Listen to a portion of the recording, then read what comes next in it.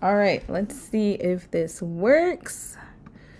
Hopefully it works. Oh yeah. Oh yeah, we're live. Why is it scheduled? Hold up. What you mean scheduled for? Hold up a second. It's supposed to be 2:35. All what? Right. Okay, we are live. Okay. Whew, yeah, I had to double check. All right. I'm gonna see who's gonna join today. I know it's been a long time since I've been on live stream. It's been a very, very long time. Yeah, I don't even know if I'm looking directly at the camera. I'm trying my best to look at the camera. Hold on, let me set this up. I probably should have set it up from before. All right, don't worry, or not don't worry, but excuse me if I'm not looking directly at the camera sometimes, like I'm looking at the screen to see if everything is working, but it looks like it is. Hopefully, it's been a while since I've streamed, so y'all already know how that goes. All right, let me see who's gonna join. Hey, was in the middle of a drama. What drama? Hey, Francis, how you doing, sis? Isaboo, hey, y'all. Okay, y'all could hear me. I hope y'all could hear me. Make sure you can hear me. All right, we got a few people who have joined. All right, we got a few people watching. All right, good. Y'all know I gotta get ready for this because it's been. I think I haven't. Wait, hold on. Let me check the last time I live streamed. Give me 1 second. Let me check. I believe the last time I live streamed was about a month ago, but it could be longer. Hold up. I hope it's not longer because that would be so tragic. Oh, a month ago. Okay, good. A month ago. I had to take a break. I had to take a bit of a break. All right. How are you? I'm good. I'm doing really great. It's been very different for me as far as just life in general. I've just been working. Work has been going good, hopefully, but you know how that goes. Like there's always how can I say this? I don't want to put too much out there, but in the type of job that I do, every election cycle, there's always new government that comes in and then they kind of change everything. So I've been dealing with a lot of changes. Actually, this whole entire year has been just changed for me. Like everything's changed. Everything from YouTube to work, family, as far as like my immediate family, everything's changed, but for the better. You know, you kind of just take everything a day at a time. But to answer your question, I've been doing great. How y'all doing? Let me hear from y'all. I haven't talked to you guys in so long. I miss you. I miss talking to y'all. I feel like I've just been uploading videos, but I'm missing that kind of human interaction. And I have had some of it on Discord, but, you know, I have to find a way to kind of, I guess, be more present more present, I should say, as, how can I say this? Be more present on Discord and on YouTube, but myself, like not just like posting videos, if you guys get what I mean. I want you guys to be able to have a connection to me and not to just post videos and then reply to comments. I feel like just having that interaction makes things better and a better experience for everyone. So hey, hi, how are you? You did such a good job on the last series of the case study. Whoo, Lord, you talking about DDG and Halle? Lord. DDG and Halle Bailey, man. That case study was so difficult to do for the simple fact that I knew that it would ruffle a lot of feathers in the sense of like, it's one of those case studies where there's a lot of sensitivity with it, especially since Halle has such a high profile.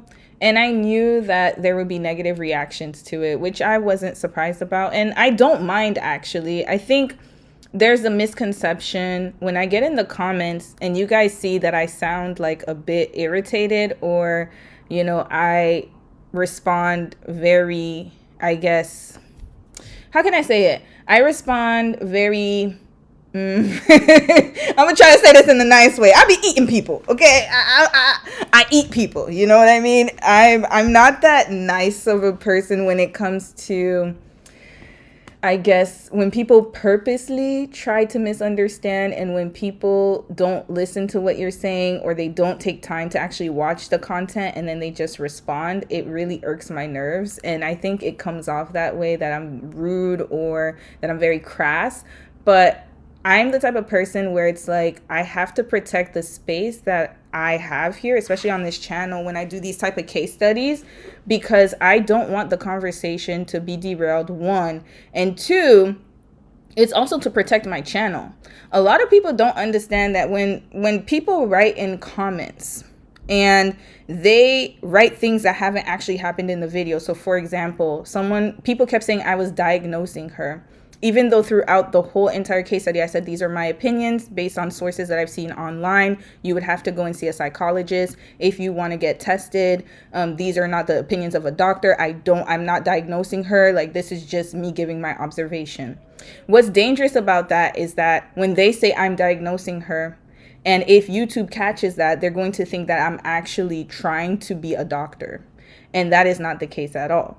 And I'm not the only one who throws words or not diagnosis, but throws like observations around. I've seen so many people call people narcissists, say that they have bipolarism or that they're showing signs of this in other videos. And the thing is, they don't even give the sources of why they think that. They don't even give the reasons of why they think that. They just say it. And then it's fine when they say it. But when I say it and I actually say, hey, like, if it is this, then these are the signs that you should look for if it is this. But again, I don't know if it's this. So you'd have to consult with a licensed therapist. Then people get upset. And it be real out here on these YouTube streets. Like, people really don't understand that as a creator, when you have those type of people in your comments, it really makes it look as if you're doing something wrong, and it goes against community guidelines, and that will again affect my channel. So that's why I get in the comments and I be going ham and I get really rude sometimes, because you can't just be saying these kind of things. You haven't watched the content, you haven't listened to what I said, you're just picking apart what you think you are understanding about it, and then all of a sudden other people jump in and they haven't watched it either. So that really irritates me. But in all honesty, like, I'm learning how to just kind of navigate this new way of doing things, especially with the case studies. And I realize that I have to be way more careful, because there are some people out there who just don't want to listen, and that's okay. Or they have an opinion that is whatever it is, and that's fine. But again, when you start putting words in my mouth that I never said, that's where I start to get really upset. And it starts to really put like kind of like this type of I guess atmosphere or energy that doesn't really need to be there, if you guys understand what I mean. But anyways, I just had to go on that spiel. But thank you for enjoying the case studies. I think that, you know, overall everyone has been enjoying them. I think that it's been really beneficial to everyone, and including myself. And there are certain things and certain behaviors that I have also realized that I used to do in the past. And I was like, oh yeah, like, these are definitely things that I think that I would want to change for the future, just seeing how this type of relationship ended up. And that's something that I would want to change within myself, and so on and so forth. Let me get to the comments here, because I see my comment section going real ham here. All right. Like an engagement. Okay. Met a mom from Vancouver today at our son's breakdance class and thought about you. Oh, okay. Oh yeah, that's because I live, in case many of you don't know, I live on Vancouver Island, which is actually not far from Vancouver. It's just the island, like, south of Vancouver, I guess you could say. But yeah, she's probably she's Canadian, most likely. Hi Devonda. Hey sis, how are you? Someone said, oh, Francis said you seem genuine. You know, I try to be as honest, authentic, and genuine as I can. And again, like, you know, that's the thing. Like, some people just don't understand. Like, how can I say this? I'm trying to watch my words because I don't want to sound mean, but some people just never gonna get it. And that's okay. There's gonna be people like that in life. You're always going to meet people like that. But my whole thing is, don't put words in my mouth that I never said. That's what my issue is. Don't put words in my mouth that I never said. And also, do not add things that I've never even, like, the thing is, people don't understand context. So they'll just watch one thing and then they'll say, oh, you said this and that means that. No, watch the whole video first and then you comment. But there are people who just comment as they watch, and I get that, but then you miss the whole entire situation and conversation. So then it's easy for others to jump in and be like, oh, she said this at this part, but did you hear what I said after that? Right? So Yeah, and that's what irritates me. And I think that's a social media problem. There's a lot of like people who do not take time to really understand things, and also because videos are shorter now, so the brain has like kind of like this lower, I guess, retention span, or attention. You have lower attention span and you have lower way of retaining information.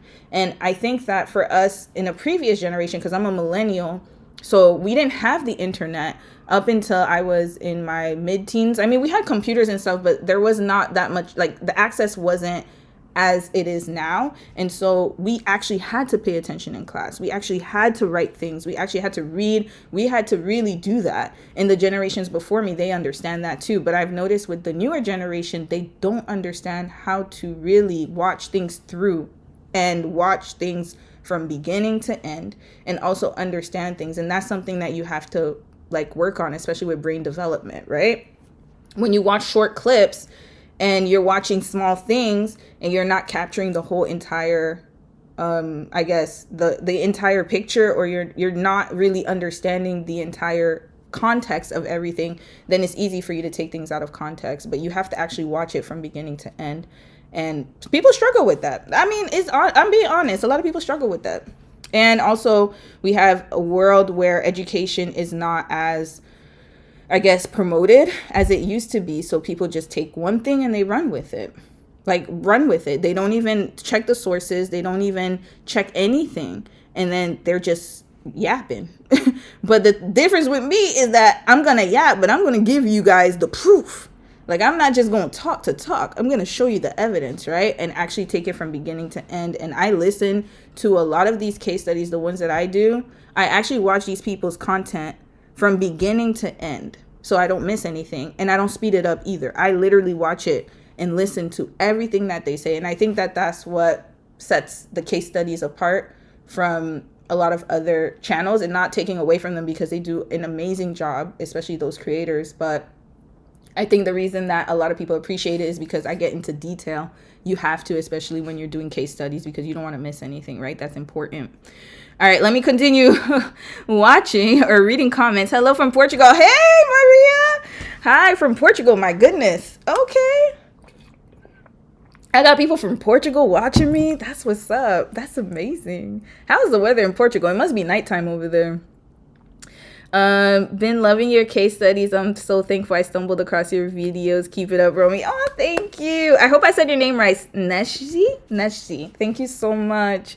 I don't know how people find my videos, because I'm the worst at promoting, I promise you guys. But if you found me, then that means you were meant to find me. Devonda said, I seen people mention you in other YouTube channels, especially the Hallie and Doodoo garbage. Who mentioned me? Girl, let me know. Let me know what they said, sis. What they said. What did they say? What did they say? Other YouTube channels.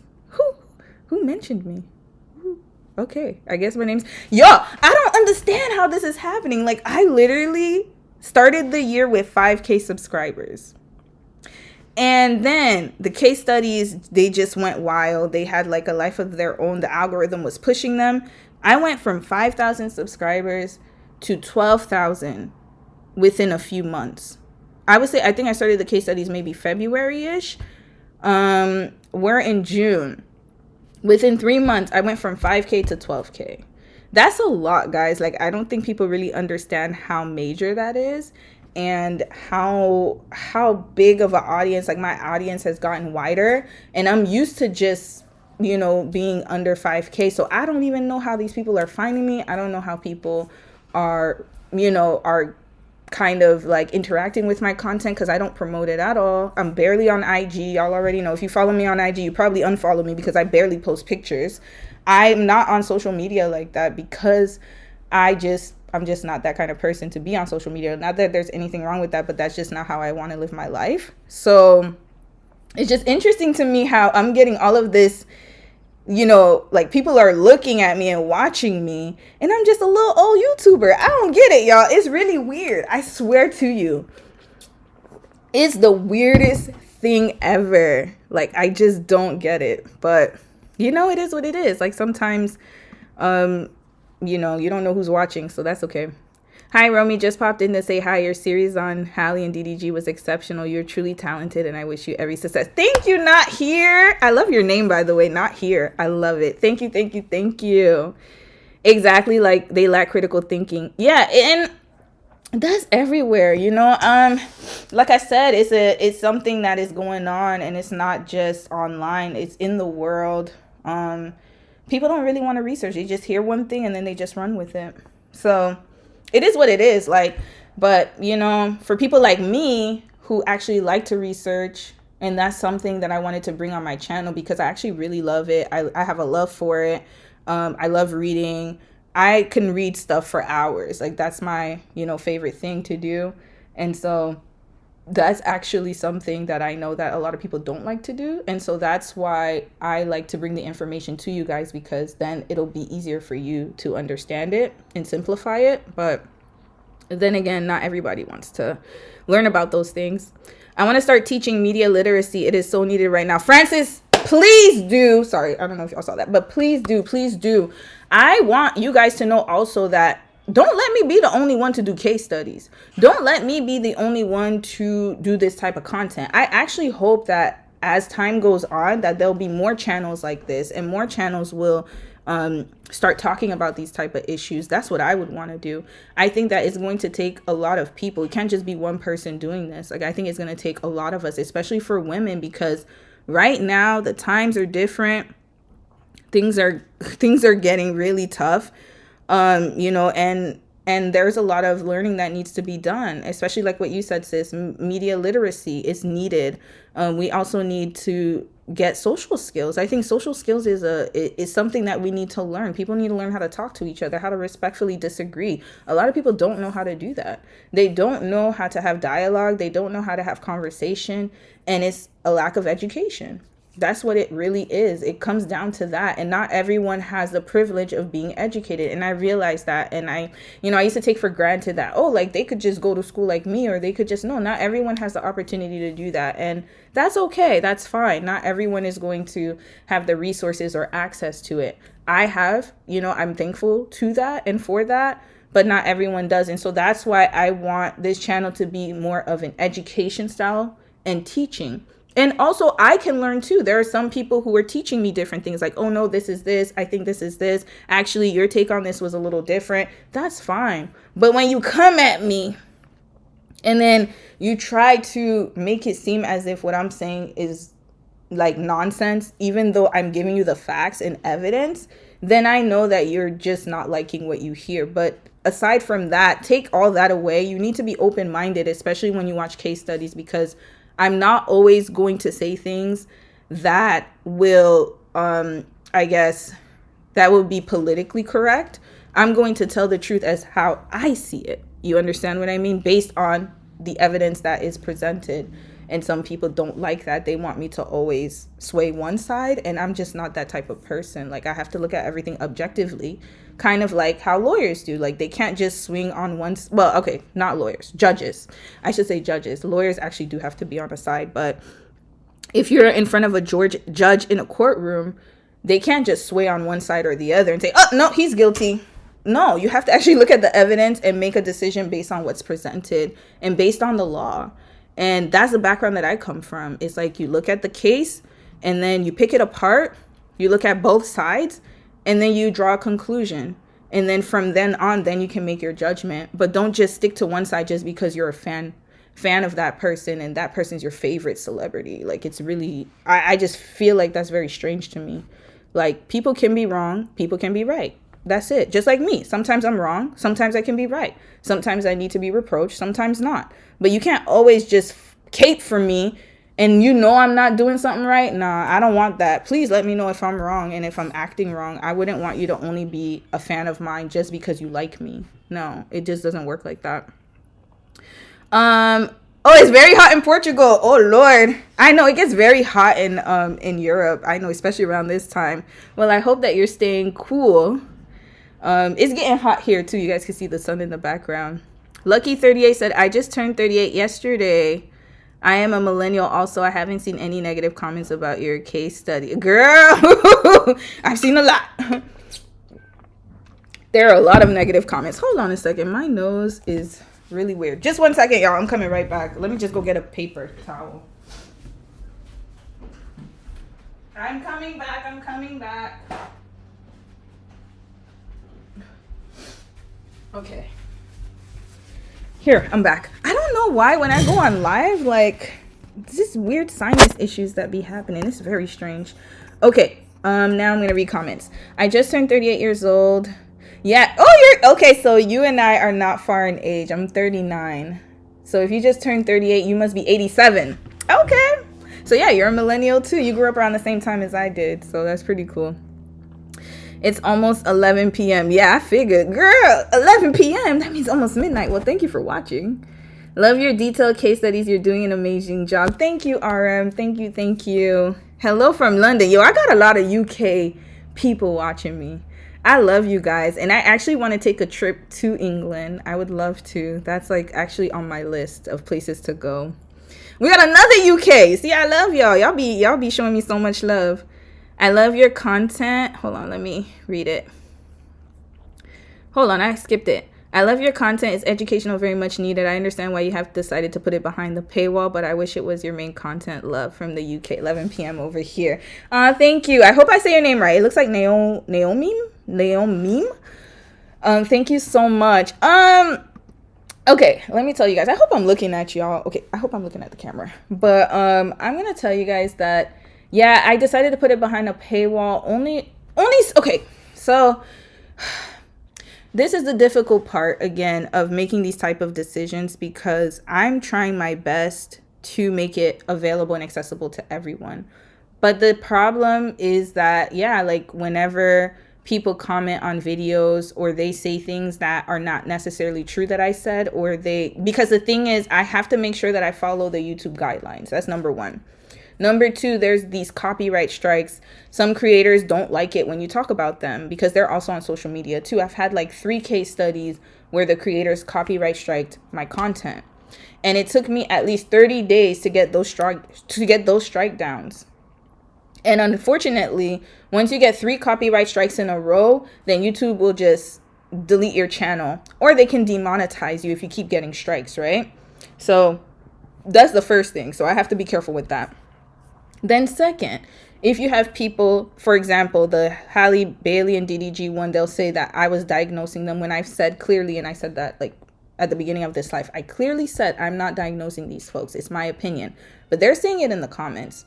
And the thing is that I could delete them, which is fine. I could block them. But the thing is, I can't watch them all the time. I have a full-time job. And YouTube is not my full-time job, and it will never be my full-time job because I actually like my job and I actually want to have a career, right? Outside of YouTube, that's just my preference. So the problem is that if I don't catch these comments, and let's say that somebody reports my videos for diagnosing someone and I'm not a medical professional, then I will have to fight to say that, hey, I didn't break community guidelines. And YouTube has this AI system. They don't actually have a lot of people working behind the scenes. It's an AI system that'll track things and then, demonetize people out of a sudden, be like, oh yeah, like you've been diagnosing people, even though I haven't, but because in the comments it says it. So then they'll just believe it. And then they'll be like, okay, like we'll demonetize you for that. Or based on the comments or based on you getting too many flags, we think you're a risk and we're going to demonetize you, or we're not going to promote your videos anymore. There's so many different nuances with YouTube. So that's another reason I'm like, you know what? It's not worth it. It really isn't worth it. At the end of the day, like, unfortunately, people are just going to be people. And the way that the world is going, again, I'm not surprised, but I have to also protect my channel and my brand and myself and be like, look, enough is enough. I can't continue doing it this way if I'm always going to get the same reaction, especially with certain type of videos that I do. So going forward, yeah, like some of them will be behind a paywall, especially if I talk in detail about like more of like psychological things or even political things. Because I'm a political science major, I'm a business major, and I have experience in management. So that's my background, and legal studies as well. So I might add some legal elements into it.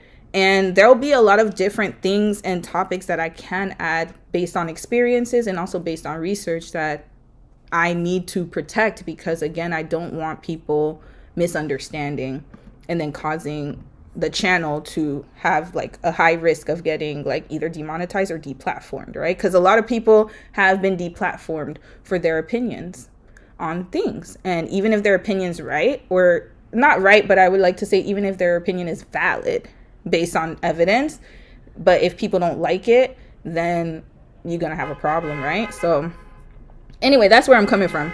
Oh, Lord, I hope y'all not hearing the car horns going. May said congratulations. Thank you. Shondell, hey, I'm from Barbados, but I'm watching from Japan. Whoa, what you doing in Japan? Love watching your channel. Makes me realize some things about myself and the patterns I fall into. Thank you, thank you, thank you. And girl, let me know how Japan's going. Okay, look at people traveling. Lucky 38 said my 16-year-old daughter watched your Hallie and DDG case study, and also since it's summertime now, school is out, she enjoyed it. Oh, thank you. I hope your 16-year-old daughter enjoyed it. And they're literally like your daughter's age is actually my target audience. Like people, not saying that y'all are not my target audience if you're older, but my girlies, my young girls, teens to my mid-20s, I would say mid-20s to late 20s, that's my target audience, especially teens to mid-20s, early 20s, mid-20s. That's actually who I want these videos to really impact, because then it'll set them up for success in the future. I don't want them, personally speaking, I wouldn't want anyone to repeat a lot of the mistakes that we have made, including myself. And if I could help anyone avoid those mistakes as early as possible, then my job is done. That's what the advice that I give is the advice that I would want to give my daughter if I had a daughter. So I definitely am happy that she watched it. A badge of honor for you having to see through DVD's past life. He's exhausting and draining to listen to. Thank you, sir. I hope I say your name right. Afiko, thank you. When I tell you, like, especially the part, I think it was part 2. When I listened to him, y'all gotta remember, I gotta listen to these lives, and I can't even speed them up, because when you listen to something 2 times faster, or times 2, or point whatever, that you speed it up, you're gonna miss a lot of context. You're gonna miss a lot of words. You're gonna miss a lot of things. And I understand some people don't have time to listen to 2 things through. That's fine, because again, you're not creating the content, so you can speed through it. But as a content creator, and if you have to do a case study, you got to listen to every single word that comes out these people's mouths. And Lord, that man was exhausting. I'm not going to lie, especially part 2. Ooh, part 2 was hard, but thank you. Thank you. Hi. From Georgia. I'm in Korea teaching English. Oh my God, you're in Korea. That's what's up. I hope you're having a great time teaching English. Yeah, that was part of my life for a few years. I'm not gonna lie, but I had a really good time in Korea as far as like just going through different things and teaching, working, studying. You know, you have your good and your bad times, but overall, I would say that is something that I'm definitely happy that I did, and it was such a great experience. And the kids are awesome. I've never had problems with students. Students were just great. And the parents, though, whew, that's another story. You are authentic and unique, love, when you are good. Thank you, Key Love. Because I mean, we're all sisters at the end of the day, and that's why I say that. Like the way I talk on my channel, because some people, I remember that I did the Joshua Jackson, Jodie Turner Smith, and somebody was saying, oh, like, you know, the way you talk, your voice gets deep. Because when I'm telling a story, I tell a story like this. Like, that's how I talk, right? Especially when I'm telling a story. So when I say these things, is because it's stories that I would actually tell my friends and my sister, my older sister and I. We talk like this all the time. We're like, girl, what he said? Ooh, not she said this. Like, that's how we talk to each other. So anyway, it's all love. When I talk like that, it is because, like, you know, I be talking our brother, our sister, because they are our brothers and sisters, right? Literally binged your videos for a week straight. I really appreciate your efforts and dedication with your content. They educate me with the topic of dating, so thank you. Thank you. You're welcome. You're welcome. You appeared in my algo during the Mahdi's. Oh Lord, not the Mahdi.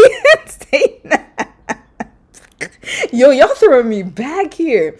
You know they're still doing content. Them two.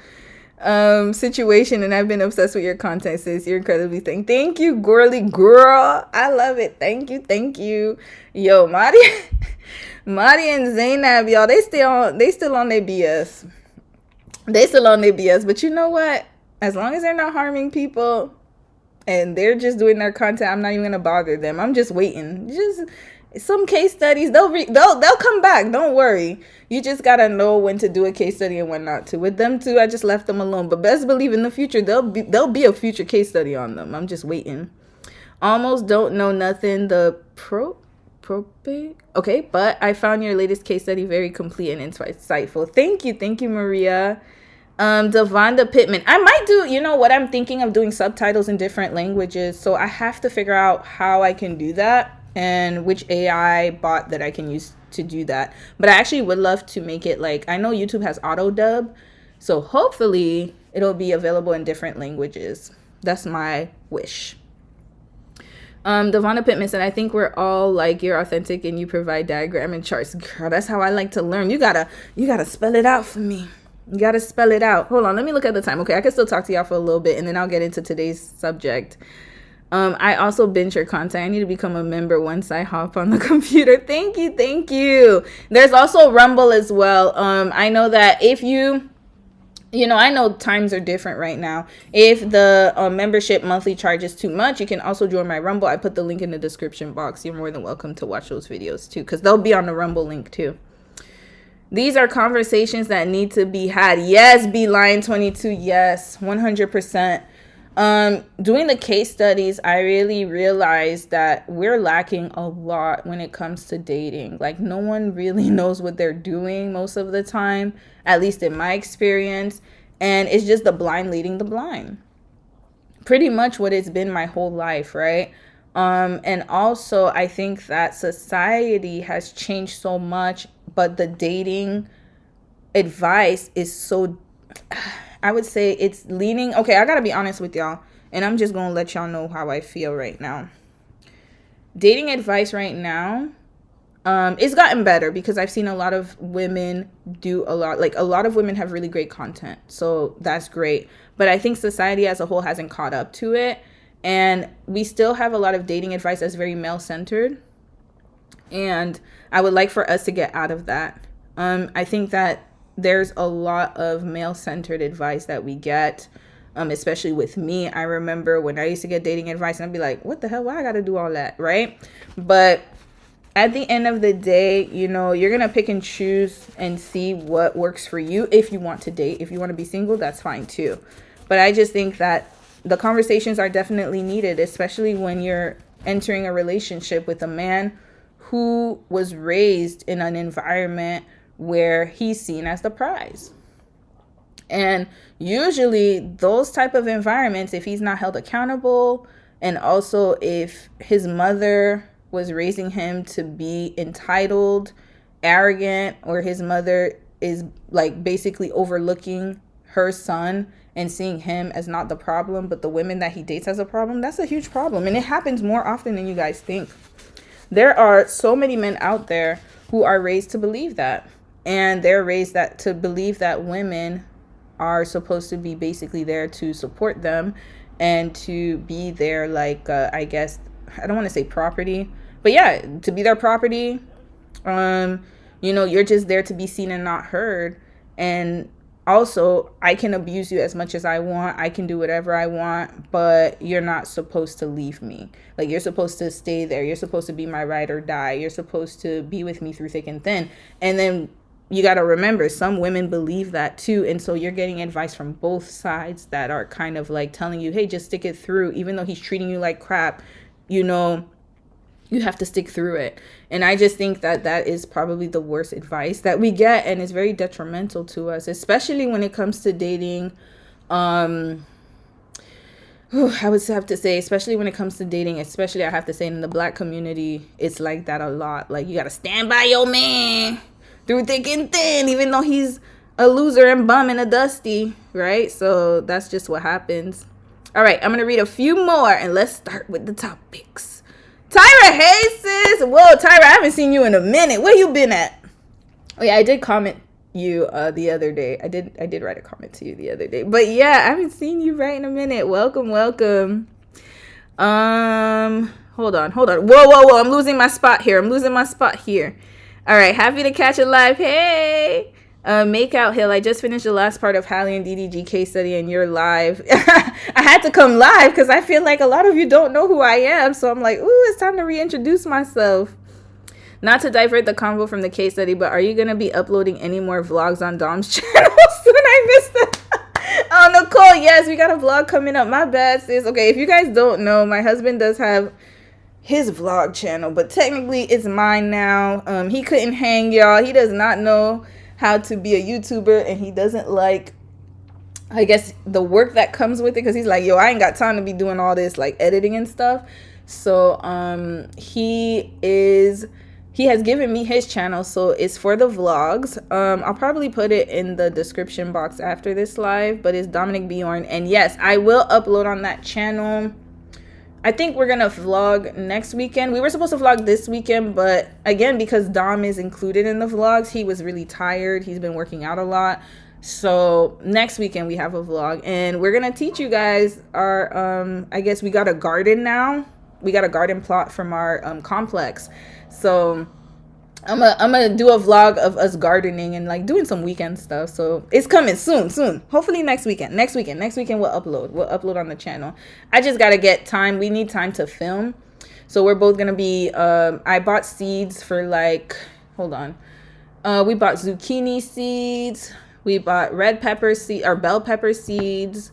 We bought seeds to like grow a garden, basically. Lettuce. I think we got kale too. I don't know. We got a whole bunch of seeds.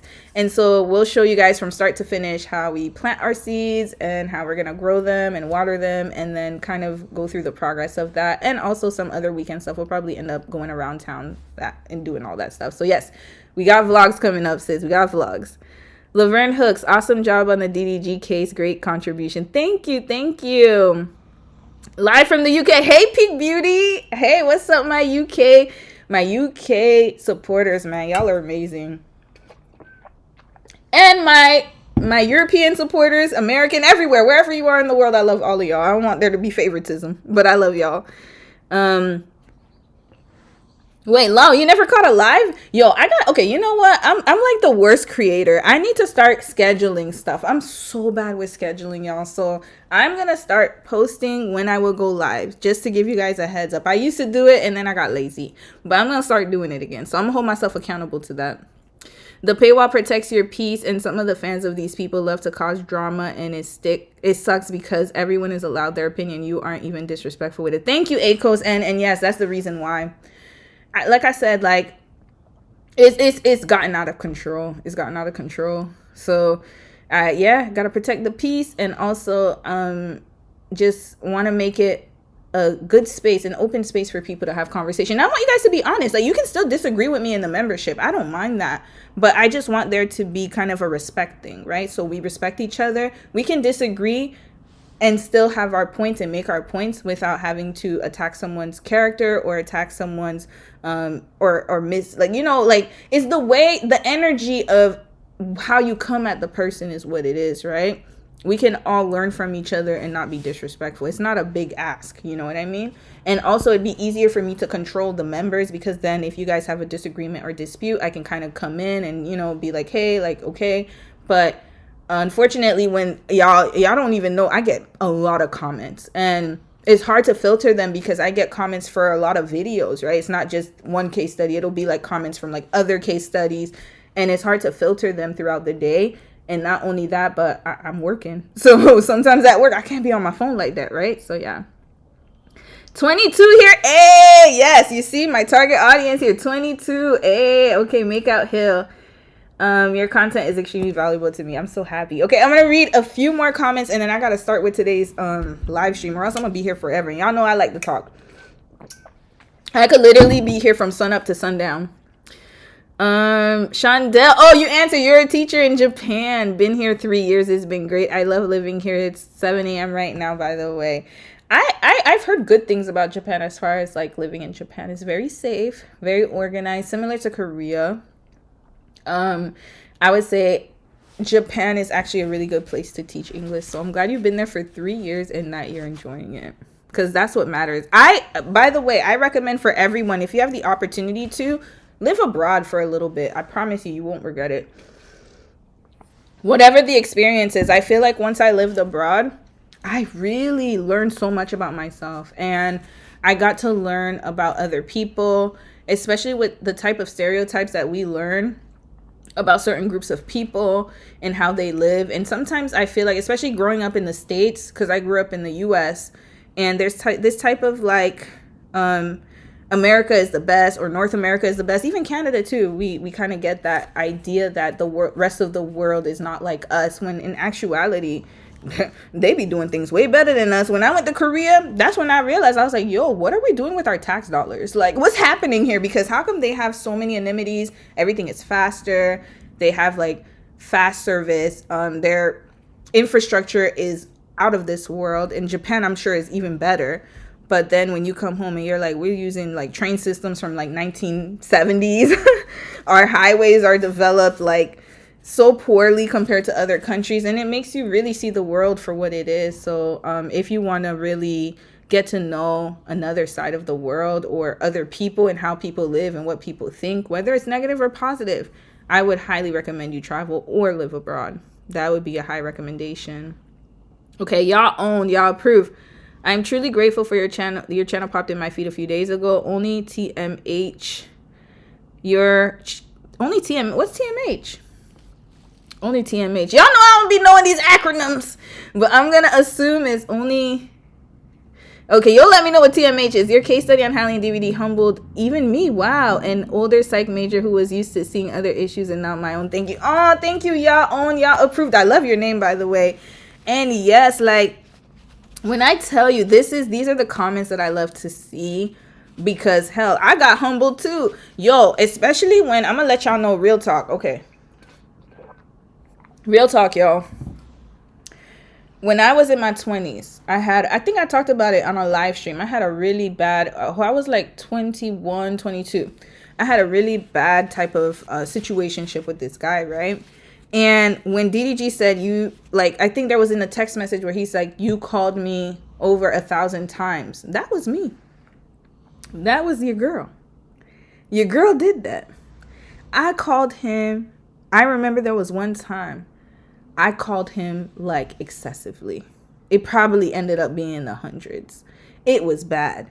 And then also some of her behavior, but not, I mean, it wasn't as extreme as Hallie, I would say, but it was still falls in line with the calling incessantly, with the, what are we? Why aren't you paying attention to me? How come you don't love me? Those things happen to me. So, of course, when I'm doing a case study, I can't really go into my experience because it's not about me, right? It's about them. But best believe, every single case study that I've covered, to a certain extent, I have dealt with those type of men. I have dealt with them to a certain capacity, especially in my early 20s.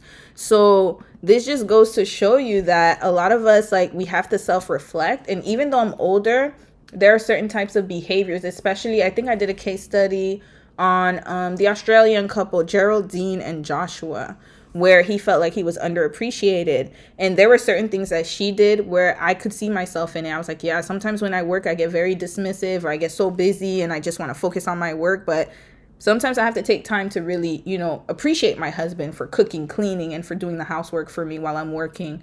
Or sometimes I feel like I didn't appreciate him. I do appreciate him, but sometimes I didn't show it as much. And that case study actually helped me to do that, because I was like, you know what? I need to start doing that more, because I realized how hard it can be on the spouse when they're, picking up a lot of the housework, especially if you're working or you're doing other things and other activities, and they are too. But then sometimes it's like we can forget that, right? And also, so many other case studies. So I'm glad that you learned, some of the behavior you have, and I think that's what the case studies are for.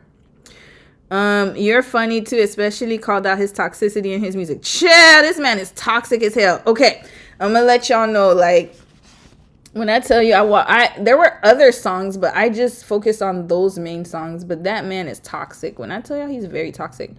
You should see him on the Shade Room living his best life. We're going to get to that, Peak Beauty. You know what? I'm going to read like 3 more comments. I promise. 3 more comments, and then we're going to start today's live stream.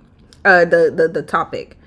I watched your Gin and Juice on Rumble and was obsessed watching from Vegas. Hey, my Vegas people. I've been to Vegas. I need to go again. because I feel like I didn't really get the Vegas experience that I wanted. So yeah, I definitely gotta head back to Vegas. Will you be watching Love Island? Yes, I need to. But last season was the best. I'm sorry. Like, I love me. Last season was crazy. I don't know if I can top last season. I heard that girl got kicked out because she's a racist piece of crap. Ulisa or something like that. I don't know. I feel like nobody can top Imagine Cordell, Serena, Janae, Kenny, Leah, Miguel, even Rob, Kaylor, Liz, what's his name? Kendall, Chell, even the other girl he was with. What's her name again? Oh my God, Jackie? Is that her name? Jackie. I don't remember her name. No, her name was Nicole. So I don't know. We'll see if I watch Love Island, but I definitely want to watch Love Is Blind and you would. All right. Okay, I said 2 more comments. I gotta be quick on that. You're one of the few channels I'm happy to support with a membership. Thank you, Never Sad. And I love your name. Yes, Never Be Sad. Tune in from Lagos. Hey, my Niger folks. Okay, love your commentary. Thank you, DNO. I need to go make a trip to Lagos. Lagos seems really lit. Sarante Travel. Letitia, hey, how you doing? All right, I'm done now. Oh, wait, there's one more. Okay, I'll read a few more. Okay, I promise y'all, I'm going to stop. Your videos also keep me alert to things I need to make sure I'm on top of as a mother of a son. Yes. Oh, my God, I love that. Yes. Please take care of your sons, man. Like, teach them how to treat women. I'm sorry if y'all hear people. Y'all gonna hear Dom sleeping in the background. If you guys hear a little noise, that's him. Please take care of your sons.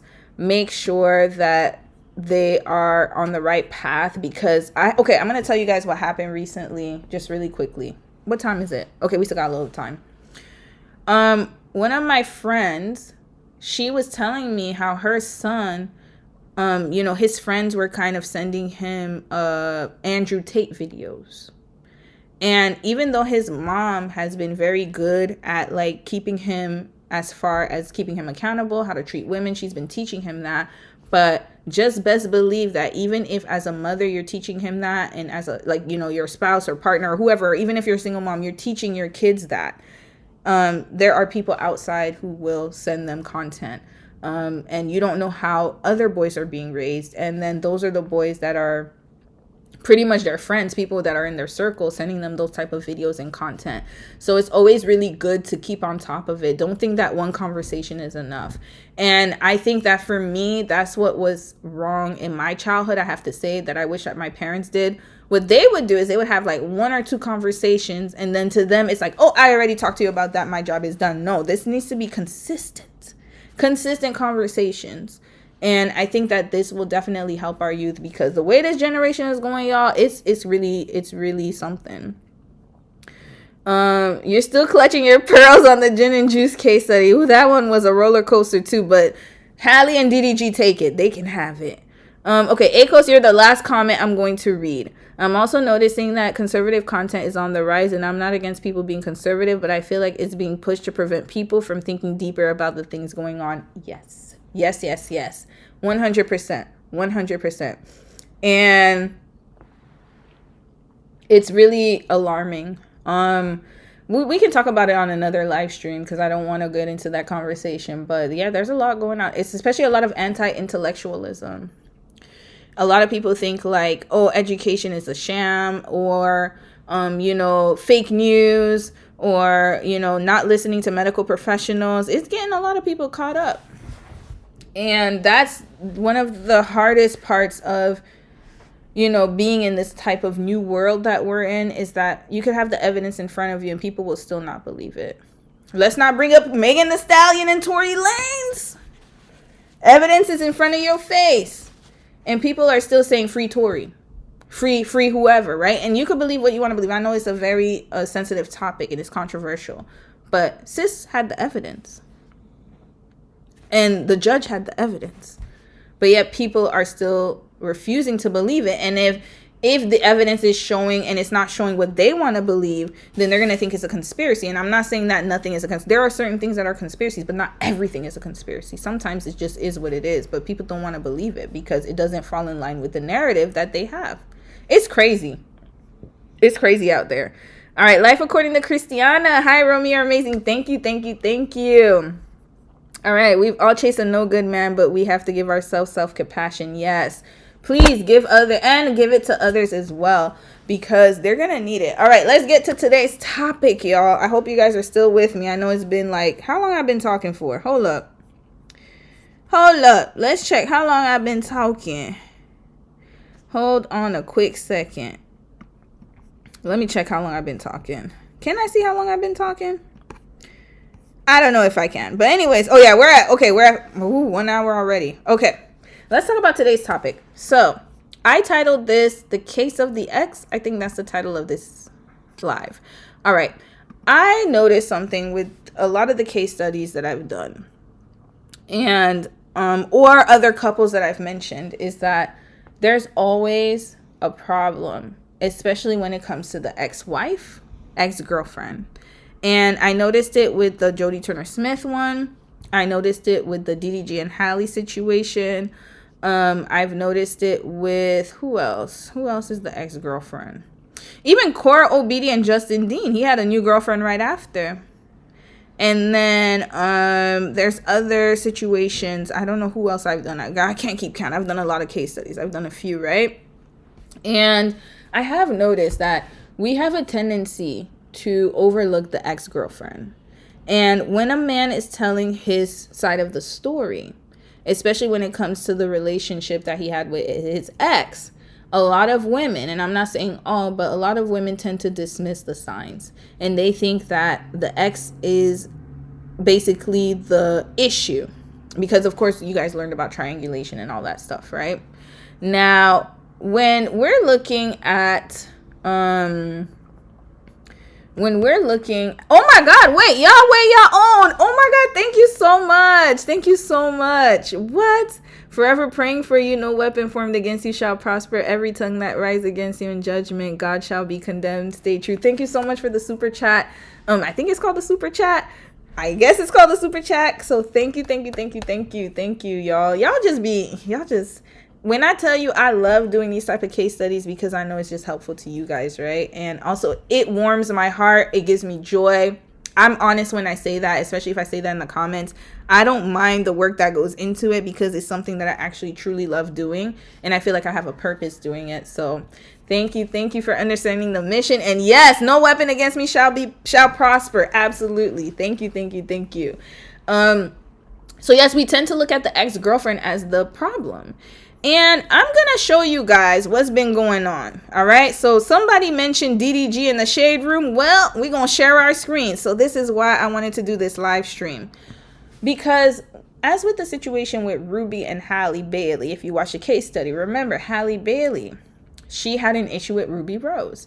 And she was fixated on Ruby Rose as far as like, oh, she's the bad one. Or, the devil is a liar. The way that she was taking up for her man.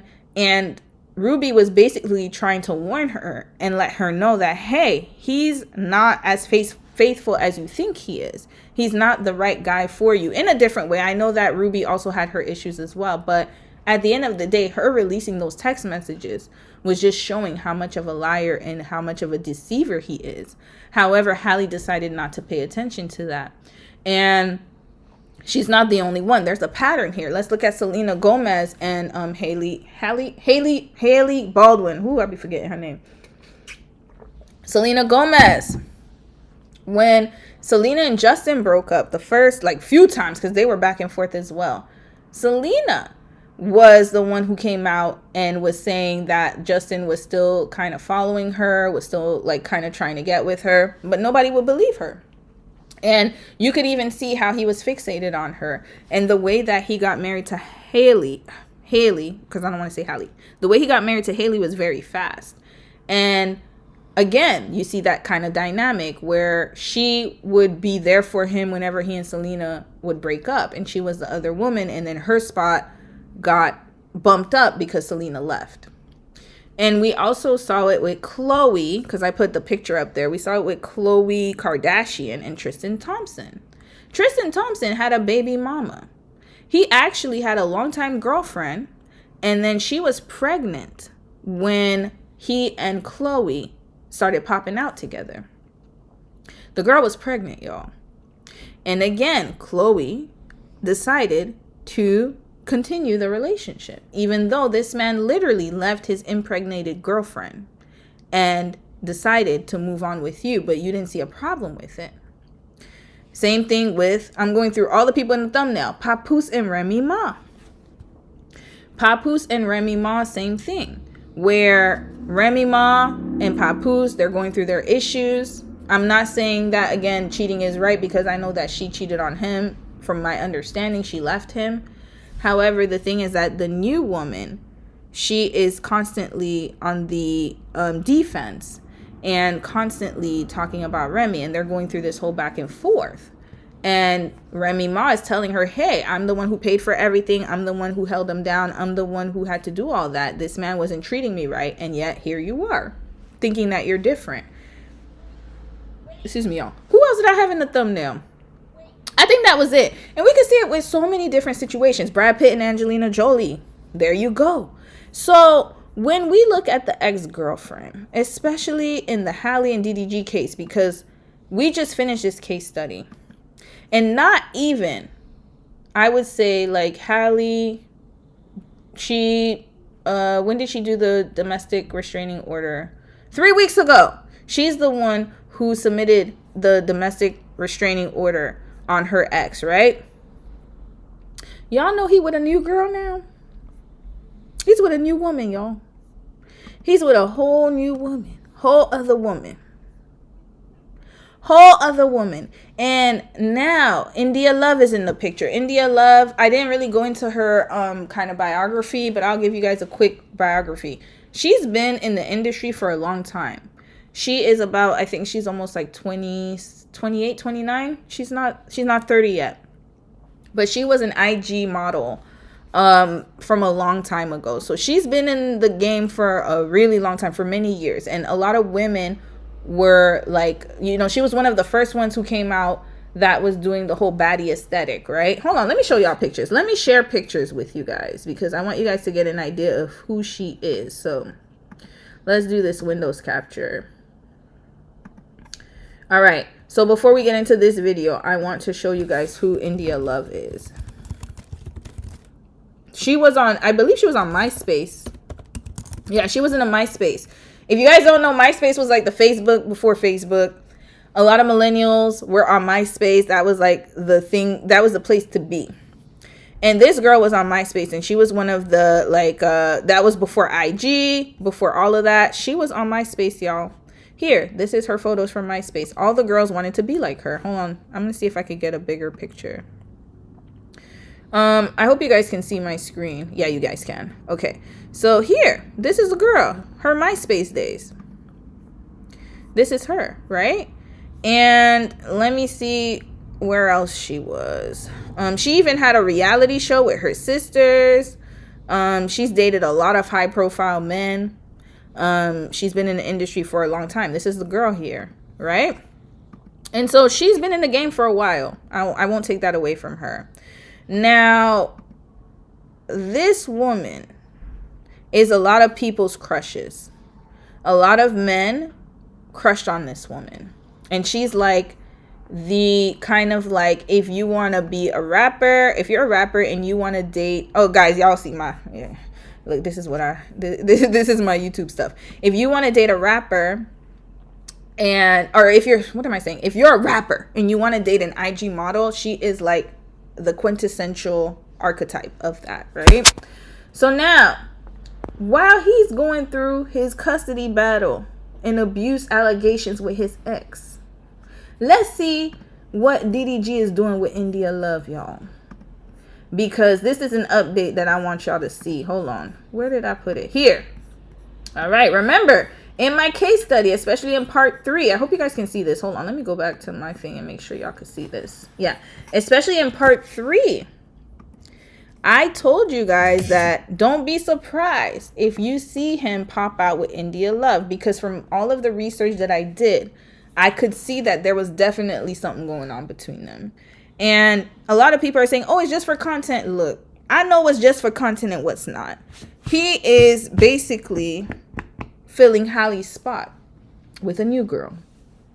And I think somebody had commented in the comments, or commented and said, what they said, Libra men. She said, Libra men will tell you the sun is purple or something like that, right? And I'm not gonna lie, I have a brother who's a Libra, and he's a really good, he's my little brother, and he's an upstanding man. But damn, I'll just say this, like, you gotta be careful with Libra men. That's all I'm gonna say. All right, I want to make sure you guys can hear. So it's my first time playing this. Can you guys hear the video? Let me know if you can hear it. Just say yes, yes, yes. And then I'll continue playing it because I want to make sure you guys can hear. She got a face tattoo. She does? No, she doesn't have a face tattoo. Does she? I never noticed. I know Krishan does. Yeah. She's trying to be a streamer. Yep, she is. She is. Yes, you guys can hear. Okay, good, good, good. All right. And I'm going to read your comments later. But look at what's going on. This man is still in court, y'all. Still going through a child custody battle. He is not even focused on that. He's not focused on that at all. He's moved on with his life. He is living his best life right now. And this is what I'm talking about when I say that, it's always going to be your turn. Because look at what's going on here between them. See how player I am? They're on a date, y'all. That's how you do wine. This man took her out on a sip and paint date. So I'm going to be quiet and let y'all watch this. Perfectly even. Everything calculated. Thanks. What are you choosing to?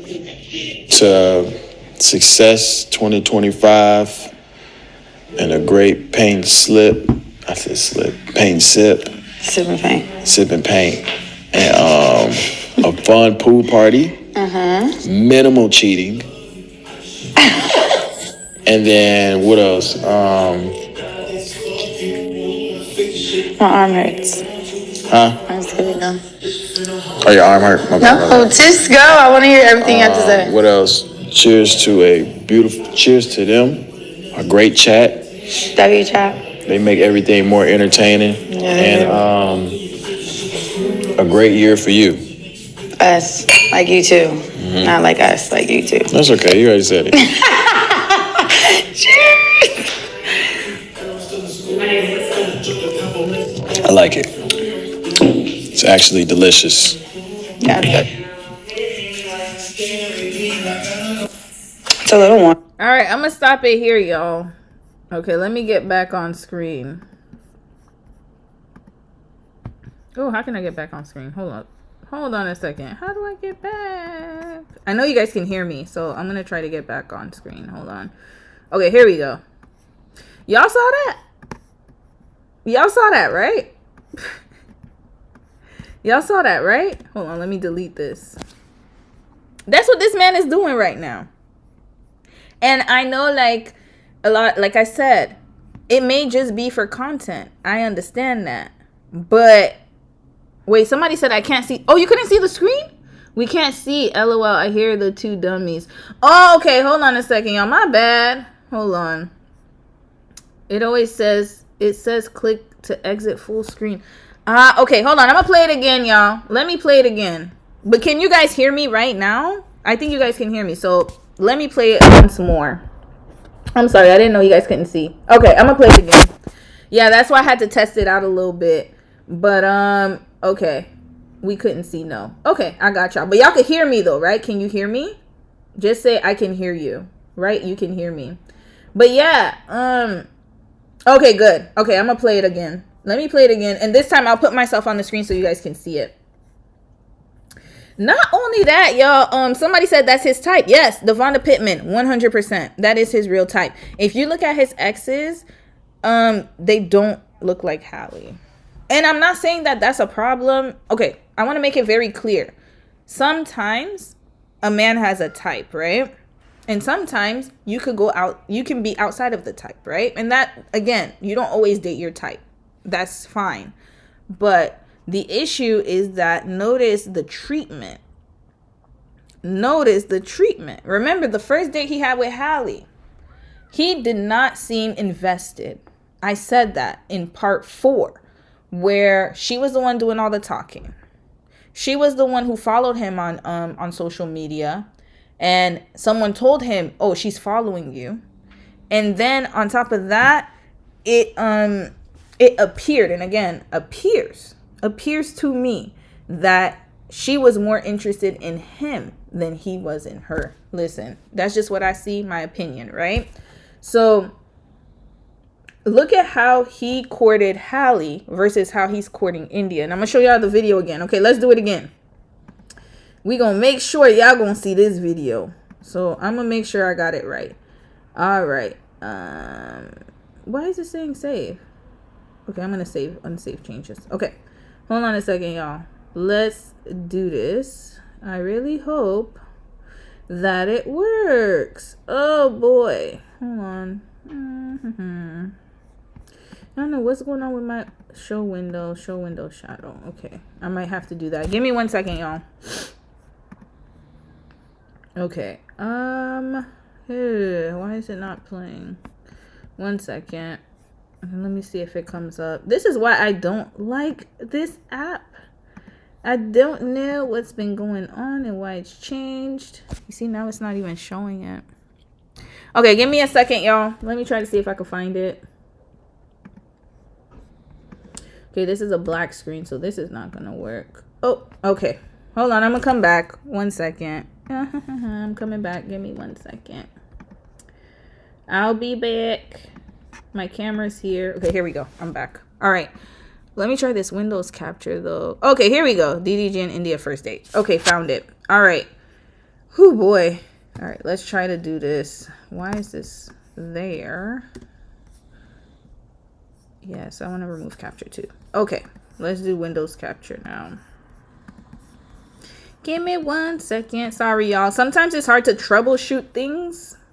Okay, you guys can see them on the screen. You should say yes. Y'all should be able to see them on the screen. I'm going to put my screen lower. Oops. I'm going to put my picture lower so you guys can see them. Let me move this around a little bit. Let's move this around. Hold on.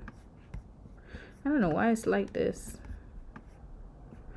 Let me put this forward. Hold on. Order. Transform. Move forward. Can I move forward? Fit to screen. Okay. Fit to screen. Then we're going to put this one. I want to make this one bigger though. Okay. I'll make it bigger. I'll make it over my face. All right. Y'all can see it now, right? All right. I'm going to play it. Let me know if you could hear it. But it's still good. Is the screen still black? Yeah, play Can around. y'all hear it? And can y'all see it? Let me know. Can you see and hear it? Love from Oshawa. Oh, wait. Oshawa. Okay. Oh, my God. I had family members who used to live in Oshawa. Hey. My Ontario person. Well, yeah, my Ontario person or girly. I know I don't be liking to identify people. So y'all let me know. But it seems that you are. Yes and yes. Okay, good. Yeah, shout out to my people from Ontario. Love y'all, man. I used to live in Toronto for a very long time. And Oshawa is not that far from Toronto. So, okay, good. All right. Let's do it. Okay. Now I'm going to press play. All right. I could hear it. That's how you do wine.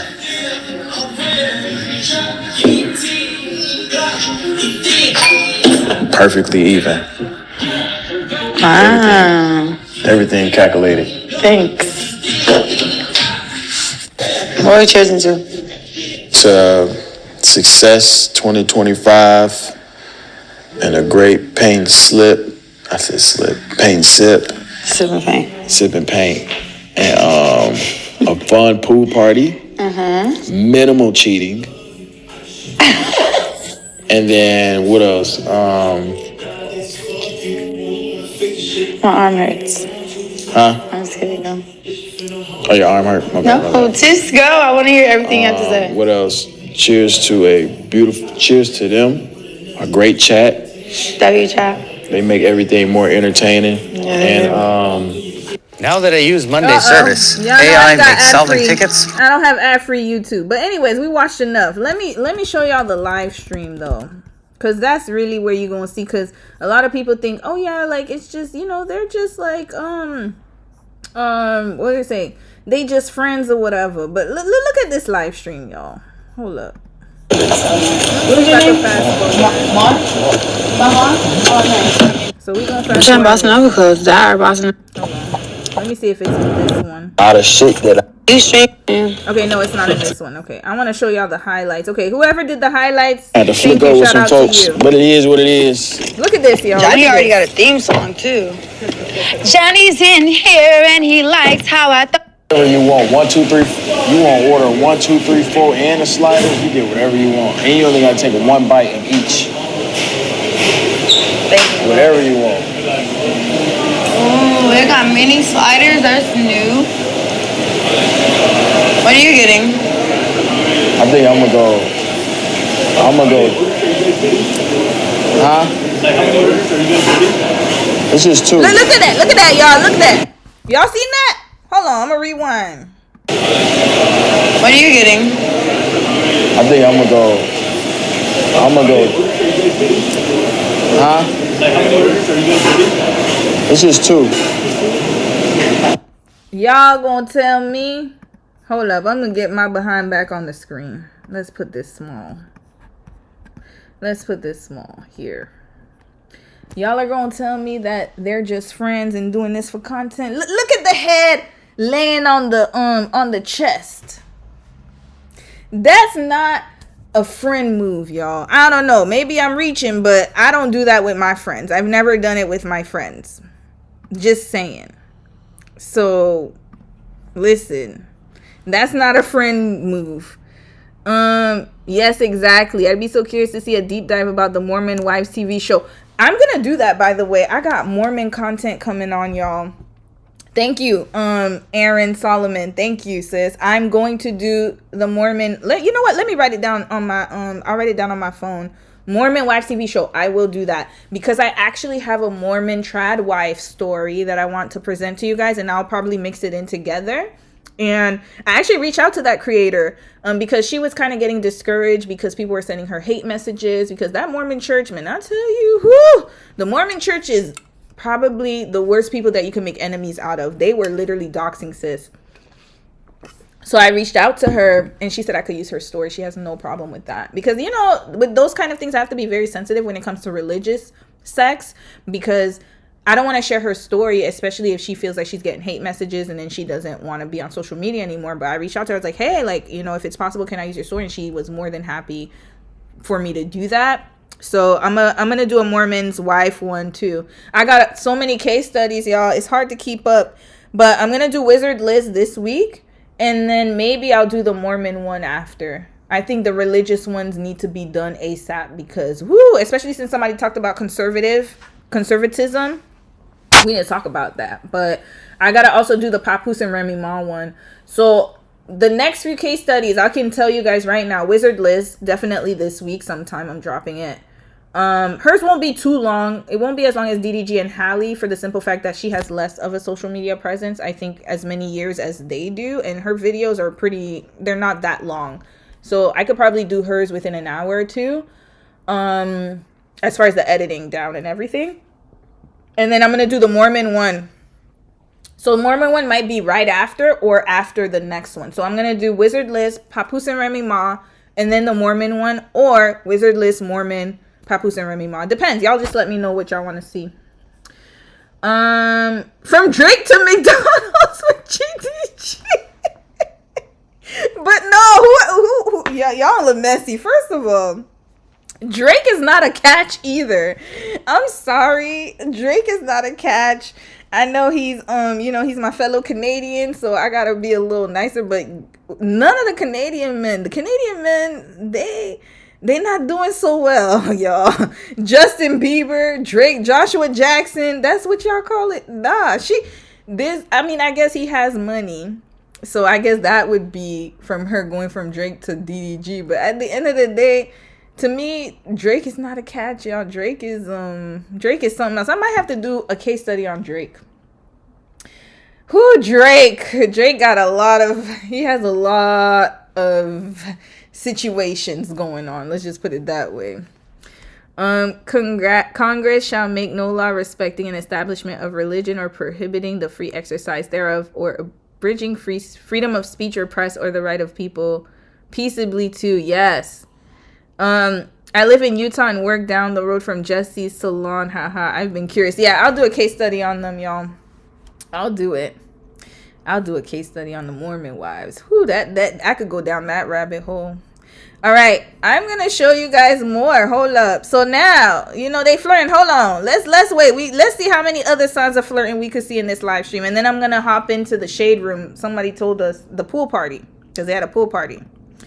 Then after that, I'm gonna show you guys another video that I want you guys to see about why I believe that the ex is like you shouldn't always dismiss the ex. I got evidence for y'all. Look at that. Hey, okay. So for your mini sliders, how many do they come in? They come in 4. 4? Yes. Can I do 2 and 2, like different flavors? That's only One flavor? Okay, that's fine. I would like to have Hold the on, she's just slider. ordering, so I'm gonna skip this part. Okay, here we go. Here go another one. Hold on. Just pay attention. Thank you so much. Let me get out the way. Look at that. She ordered. Let me get. Here we go. What? Come on, y'all. Come on now. Let's be for real, y'all. First of all, she was calling him his nickname. So I didn't even say it to you guys because I didn't say it in the case study, but DDG's nickname is Moo. His mother has called him that his whole life. That was like a childhood nickname. And this girl has been calling him Moo since forever, y'all. Since their first interaction that they did, the first live stream they did a live stream about 2 months ago. She was calling him Moo, y'all. His personal family name. All right, and then look at her right behind him. This right here. She knows what she's doing. Yeah, those sliders bang. She's claiming her territory. But I know some people are going to say, oh, it's just for content. All right. I never... Oh, sorry for the commercial. Hold on. Let's get that. Oh, mon Dieu. I never tried the sliders. I only tried the sandwich. If you get the tender with the slider, just try the tender. You can just take the number 2 slider, or number 4 with the slider. What? Johnny's in here. All right, yeah. Let me get like. There you go. All right. I'm skipping through because I ain't got time to watch all this. Moo! He said he loved me. I just wanted to let you know. I said I love him back. Don't he look like nigga that was saying yes in Stream University? I love him back. Don't he look just like the nigga that was saying yes, dancing and you look just like the man. Okay. All right. That's enough. Oh, wait. Here you go. That's saying what? Huh? Why you walking in circles? Damn, she banging on me. She banging on me. Is she banging on me right now? I'm scared.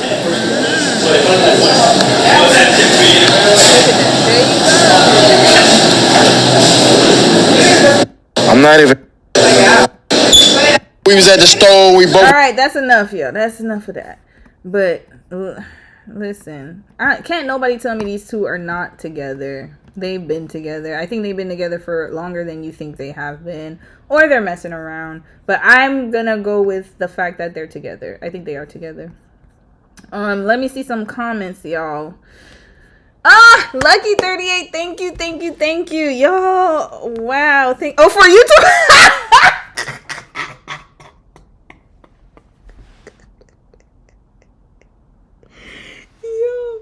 Oh my god, Lucky 38? Not you. Okay, let me not laugh out loud. My husband's sleeping. Not you giving it to me for YouTube Premium. Who liked it? No, you ain't right for that, but I love it. I'm a heart it. Yo, the shade. Yo, of course, Drake is not a flex, just a financial comparison. No, absolutely.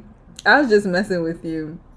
Yo, Lucky 38, you ain't had to try me like that, but you know what? I'm gonna use it. It's gonna be the good use, y'all. Thank you so much for that, sis. I'm gonna invest in. I'm gonna actually get the YouTube Premium tonight. Tonight, I'll do it tonight. All right. Yep. Women believing they are better than the next woman. It's a tale as old as time, y'all, and it's sad because India is a very beautiful woman. She's very beautiful, and like it's like the patterns, man. I might need to do a case study on her life, like the patterns that she's always with the wrong type of guy. I don't get it, and it is what it is. Sometimes you got beautiful women and they just don't have it up there, or maybe she doesn't have guidance. That could be it too. But let's get to the shade room now. So remember, we think they're together. Some people are saying no. I believe they are. Now let's get to the shade room. Okay, y'all can see this now. Look at what happened at the pool party. Because remember, at the Sip and Paint, he was talking about, oh, cheers to the pool party and all that good stuff. All right, let's play this. This is going to be very explicit, y'all. So please make sure your children are not around for this. So India Love dancing on DDG at Kai Cenat's pool party.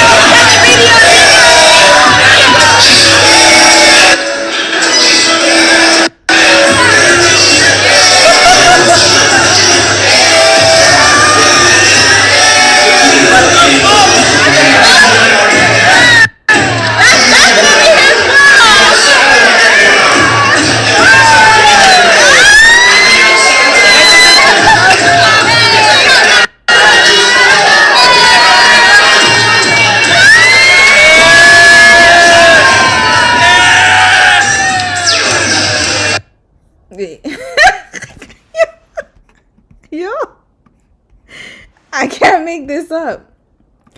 This is what he's doing, y'all. This is what he's doing, y'all. While Halle is pouring her heart out, y'all.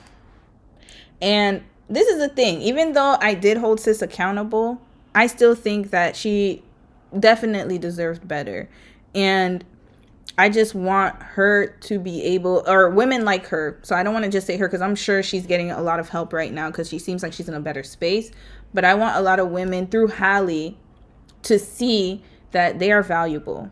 And look at this, man. Look at what he's doing while he's going through a custody battle. Guys, it's custody battle. This could actually be used as evidence in court. So in my mind, I'm like, does he really think he's going to win with these kind of videos coming out? And I get it. Like, some people are gonna be like, well, it doesn't have anything to do with his child, but this is what this man is up to. When you're in a custody battle, you're supposed to be literally out of sight, out of mind. And I understand that, he has his whole streaming career and he has to upload to go, to make money. But at the same time, like, y'all, like, this is not a good look at all. This just shows that he does not care. And again, someone's character, like, he's proven time and time again that he is the way he is, and that's his character. And this is the type of man that you guys should never want to be in love with. Because look at what he's doing, y'all. He's trying to fight for custody, and look at what he's doing. LS, $5. Girl, I appreciate you and your analysis. Thank you, sis. Thank you, LS. Thank you, sis. I appreciate it. Yo, y'all just showing me so much love. Thank you so much for the super chat. I hope that's what it's called. He's very unserious. Yes, I don't know how he thought he could. Very unserious. And truly, she's not as wild as he's used to. Yeah. He doesn't care. He just wants to ruin her in the process of pretending to care. Thank you. And I want to make it very clear to a lot of you guys, even though when I do my analysis, and that's the thing, that's why when you do videos, it's very hard to come off, because I have to cut a lot of things and I have to say a lot of things. So my real feelings can only be cut in sound bites, right? Or in certain areas. But don't be mistaken. Halle Bailey is going to overcome this. She's going to win this. And don't be mistaken. Even though, again, I held her accountable in certain points, that doesn't mean that she deserved this type of love. I want to make that very clear. And it is only when we hold ourselves accountable and we can move, like, that's how we can move forward. I'm sure we've all made mistakes. Like I said, I used to be Halle. I've been calling guys, 100 times, trying to ask if they really love me. showing up in the middle of, like, showing up at their houses uninvited just to, like, see them, or vice versa. And it's that toxic cycle that I'm talking about. And unfortunately for Halle, and this is what makes me sad with her case, is that she was literally on the rise, y'all. That's what saddens me the most, is that I wish someone had taken her aside and told her the real. And again, I don't want to say no one did. Maybe somebody did. I don't know. But it's just very unfortunate that she now has this man as her baby's father forever. She's connected to this man forever. And look at what he's doing. Look at what he's doing while he's in the middle of a court case. Just wilding out. And I don't know what he's trying to prove, but again, it just shows the character. And he doesn't care. And he's making it known that he does not care. And it's very sad and unfortunate for Halle, because, again, she has to see this. And whether or not she's moved on or not, I think that for me, if I were in her shoes, seeing that would be so disheartening to me. Because you're not even trying at this point. You just want to be out there. And again, somebody said that's his preference. I believe it. And this man already promising her so many things. He's already, think about it. Let's look at the patterns that he's had from case study 1, part 1 to, I think, part 1 to 4, before the court case. Remember, when he likes a woman, he's going to invest in that woman. He's already showing that with India. Number 2, he always says that he tries to help out his women to be better, to have better businesses. What's he's helping India with? With her streaming. He's doing, y'all, the same exact pattern. He did it with Kennedy. He did the same with Ruby, because if you watch, I didn't play the whole, like, blind date that they had, but they were talking about business. Like, oh yeah, like, I have this, or oh yeah, I have a platform. I want to be better. I want to make music. That's what Ruby was talking about. And he helped her create her OnlyFans. That's what he does. And now, fast forward, we have Halle. He did the same thing, or he tried to, but I think Halle was on a different bracket because she's a Disney princess and she was in the game for a long time. So I think this is where the disconnect happened with him and Halle, because he actually couldn't help her. She already had enough help. She's freaking under Beyonce's Parkwood Entertainment. So there's no way that he could help her be bigger. She was bigger than him. That's what bothered him. He couldn't help her because with all the other girls, he was bigger than them. So he could help guide them and mold them. But with Halle, he couldn't do that. And that's where that jealousy came from, because he couldn't be the top person in his situation. So him and Halle fell apart. Now he's with India, and we see the same patterns come out. But guess what? Even though India has been in the game for a long time, she doesn't have a longevity as far as, I don't even think she has a clothing brand. I don't know if she does. She's not a name. People only know her in the urban world. We know her. But outside of that, nobody really knows who she is. So he's helping her build her platform on Twitch and on different social media. So again, he's using the same patterns. They're together, y'all. They together. They're not saying it, but there's only so many words you could say. India want to have fun and make money. This is not serious to her. It's possible. It's possible too. I don't think it's serious to her either. It might not be. It might be. But again, he's going through a custody battle. And she's seen what he did with Halle. But she's still with him. That's what I'm talking about in this. So even if she's having fun. So same thing. People made the same argument with Lupita. They're like, oh, she's just having fun with him.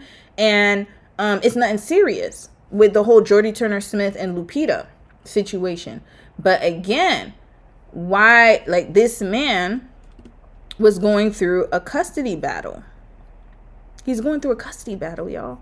Joshua Jackson was going through a custody battle too when he was with Lupita. And look how fast that crashed and burned. And again, I'm going to try to say this, but it's like the ex is not the problem, as many people would like to think. And I think that as women, we really got to pay attention to the ex's story more than we think we do. Because whatever happened to her, and again, Halle did the same thing with Ruby. She didn't think anything of it. And now look at what happened to her. So it's just the same cycle. India, girl, good luck. That's all I'm going to say. Because if she gets entangled with this man, it's going to be the same cycle unless he heals himself. But again, I don't see that happening anytime soon. He had that baby for a long narcissist supply, girl, and child support. Because remember, he was like, I'm gonna, like, if something happens, he was like, I'm gonna get child support. I'm gonna take the kid and get child support. That's, yeah. I mean, he did say he works a lot, so maybe it's a good retirement plan for him. I don't know. Y'all, okay, I got a question for y'all. Do you guys think he's going to do the same thing that Halle Bailey? Do y'all think he's going to do the same thing that Halle Berry's husband did, her ex-husband? Because remember, she had Oliver Martinez and Gabrielle Aubry. He's from Canada too. Ooh, we going to talk about that. He's a Canadian from Montreal. Halle Berry. I know, I keep saying Halle Bailey. Halle Berry. She had an ex-boyfriend, and she's paying child support to 2 men, not just 1, 2. And she recently turned down a proposal from her boyfriend, her longtime boyfriend, Van Hunt, because of the trauma that she's had. And I don't blame her for that, because it's like, yo, you had 2 kids with 2 different men, and they both getting child support. Just think about that, because she's the bigger star power. And now, I don't know if that's going to happen with Halle too. But then, luckily for her, he's doing what he's doing out there, so it's possible that she won't have to pay child support and she won't have to take care of him. I hope not, for her sake. I doubt it, because he doesn't even seem like he's fit to be a parent at this point in time, right? Please let Halle show she is unbothered, invest in the best attorney, and stop assuring him you're not dating. Huh? Okay, I'm not sure what that means, but yeah. Oh my god, the secondhand embarrassment just felt, but I really used to think that was cute once upon a time. Yeah, it'd be like that. Oh yeah, LS, sorry, I couldn't understand. Yeah, Halle, yeah, she needs to show she's unbothered. Sorry, girl, I was reading it so fast. Mariah, Nick Cannon, his 12 kids. Yup, Future too. Yeah, and I think Mariah Carey, I don't think she's paying Nick Cannon child support. I don't think that they had to, because I believe they had a prenup. So she knew what she was going to do. She had a prenup. I feel like India really wants Duke Dennis. Duke Dennis! With his 9, how many baby mamas he got? I think he got 6 baby mamas? How many baby mamas? Wait, Duke Dennis has like 5 or 6 baby moms. Duke Dennis? If she really wants him, good luck to her. Who, that man got like 6 baby mamas. I think they're all coming out the woodwork right now. There's a whole story on him. Halle's going to be fine. What doesn't delete her will make... Yeah, absolutely. She has 2 movies, 19 million. And that's the thing. She's going to be okay. She's going to be fine. And she has a good... when I say that, she can come back from this. To be honest with you, she can come back from this stronger. Because I think that what she has to do, though, is just basically, like someone said, continue to be unbothered, continue to film, continue to take care of her son, and just continue to grow and not get involved in this nonsense. That's the best thing that she can do, because he's always going to keep dragging her name. For years to come, he's still going to be dragging her name. I can promise you that. This is not the last of it. Duke Dennis dubbed India. I'm sure it is because of everything he has going on with the mothers of his children. She clocked it and moved on to the next best thing. DDD. 8 baby mamas. Hold on, let's check. Let's check real quick, and then we're gonna listen to an audio that I want you guys to listen to. Let's see how many baby mamas Duke Dennis has, because there's a whole, like, hold on, let me see. Duke Dennis. Maybe we gonna stick to the shade room, because they always have the tea with this kind of stuff. Duke Dennis. Okay, let's hear what he had to say. Duke Dennis confirms he's a dad. Okay, let's listen to Duke Dennis. Okay, hold on a second. Let me pause this. Let's listen to this man. And, okay, that's what he had to say? Hold on a second. I want to see his baby mothers. That's what I'm trying to see. Hold on. Do they show his baby mothers? Okay, anyways, we're going to play this because he admits that he has children.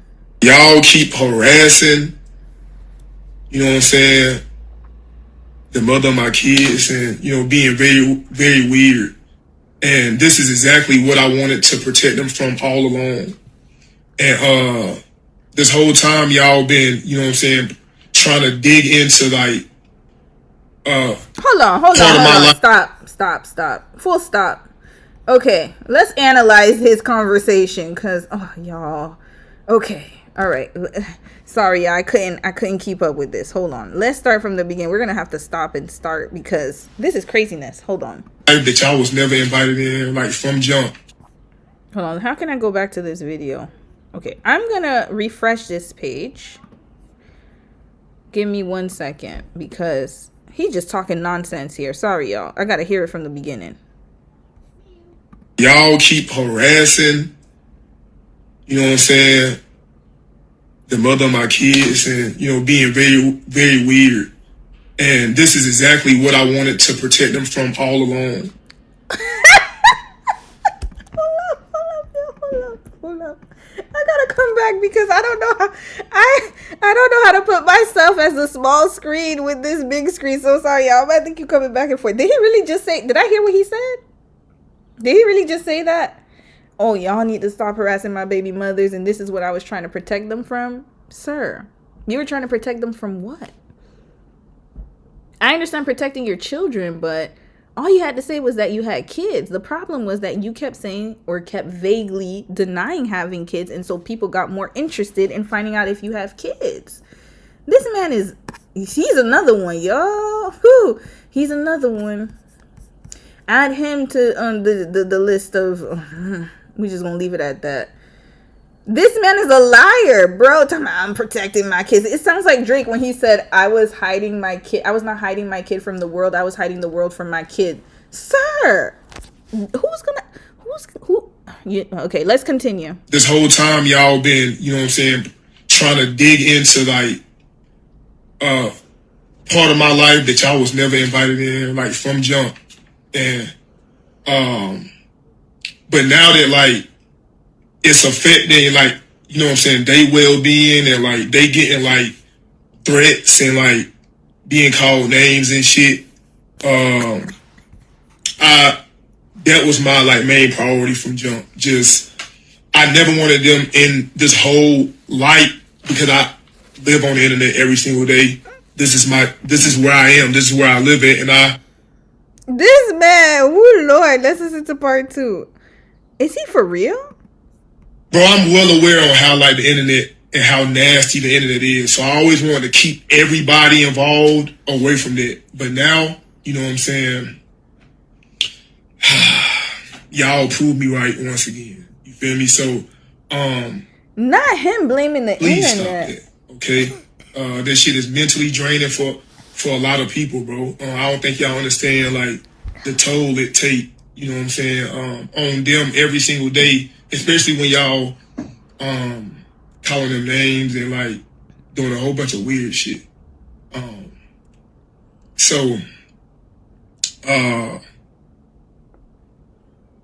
Just respect is all I've been asking for this whole time. Respect, you know what I'm saying, everything. Okay, so y'all, hold on. Let's get to the baby mother stuff. Hold on. Duke Dennis, baby mama. How many does he have? Hold up. There was like a whole like, let me see if I can find it. Cause everybody talking about it. Hold on. Maybe Jasmine Brand might have the full breakdown. Cause there's like at least 6 women. Hold on. I think this is old. Yeah, this is the old one. Hold on. Heartthrob. Nah, y'all know Media Takeout. But let's go to Media Takeout. Hold on. I'm trying to see where all his baby mamas are at. But I think he has like 5 or 6. But this man is lying, y'all. Hold up. Let's get back on the screen. Because this is ridiculous. Hold up. Oh, I got back on the screen. Hold on. Oh, you guys couldn't see? My bad. Hold on. Did you guys see the video? I didn't show you guys the video. I'm so sorry. Okay, I'm going to play it again. Y'all didn't see the video. My bad. Hold on. Did you guys see the video? Yes or no? Did I take it down? Hold up. I thought I played the video. Hold on. Tell me, did you guys see the Duke Dennis video? Let me know. Hold on, let me go back. Did y'all see the Duke Dennis video or nah? Oh, yeah, you guys did. Okay, I can see it. Okay, you did. Woo, good. Because it disappeared from my screen. Y'all, You see the lies people tell? Y'all see the lies people tell? This man is making it seem like the internet is out for him. It's the internet's fault that his baby mamas were discovered because he just wanted to protect his kids. No, sir, you wanted to be able to have your way with other women because he knew that once women found out that he had a whole gang of kids, he was not going to be able to get play. Because women, we're smarter than that. A lot of us are anyways. We're going to be questioning you. Like, why you got all these baby mamas? He sounds like somebody said Future. But also, have you guys heard about the random man from Atlanta? The one that Morgan Bailey was messing with? And he has like at least 6 or 7 children. It's like these men, they for the streets. They for everybody. And I hate to use the term ran through because they say it for women or ran through. But this man sounds like he ran through. He got six baby mothers. Like, this is ridiculous. Yeah, we DOD. Oh, you did. Duke stopped the more he talked. He became, oh, thank you, Alexis. Thanks, sis. He became famous for streaming games, and now he a Twitch streamer getting paid. Yeah, that's why he wanted to. Think about it. This is not a good look for him because now it's going to affect his brand and also his potential future mates because they're going to be like, yo, you got 6 other kids. Like, sir, he thought he could get away with this? Come on now. Oh, Lord, Duke Dennis, y'all. It's not even so yeah, somebody mentioned this is the man. Hold on. Get these men out of the internet. I'm done. These men with mics. Yes, that's who she wanted. Yes, Lau. That's what I'm saying. When somebody said Duke Dennis was the one she was after, I'm like, yo, India, you got to pick up some self-esteem, sis. And the sad part is she's an Aquarius, man. Like me. Young Miami is also an Aquarius. You know what I'm noticing though is us Aquariuses. I don't know who else is an Aquarius in the chat, but we the problem with us is that we mean when it comes to that kind of stuff. Like we're really romantics at heart, right? Like we're very romantic. I would say that. I know some people don't believe in astrology, but hell, this is what I found anyways. As an Aquarius, especially those born in February, you are romantic. You want to believe in love, but then it's like we do have a lot of bad relationships. I will say that. I'm not surprised that she keeps choosing the wrong men. She hasn't gotten out of that cycle. And I think that's for a lot of women, not just if you're Aquarius woman, but I'm just using that as an example. Like, I think that a lot of women are stuck in a toxic pattern and they'll keep choosing the wrong men. And look at her. She's just with the wrong type of guy from the beginning. Like, even when she was younger, it's like she just Soldier Boy. I'm talking about India Love, by the way, y'all. Soldier Boy, the game. And the game was a grown man. He shouldn't have even been messing with her. I believe that she was taken advantage of at that point in time. She's been linked to so many guys. Devin Haney just recently. She's been linked to a lot of men. And unfortunately, she keeps getting into the same pattern. So it's very sad. People just be going out like that. But that's what it is. Some women will just keep continuing the toxic cycle.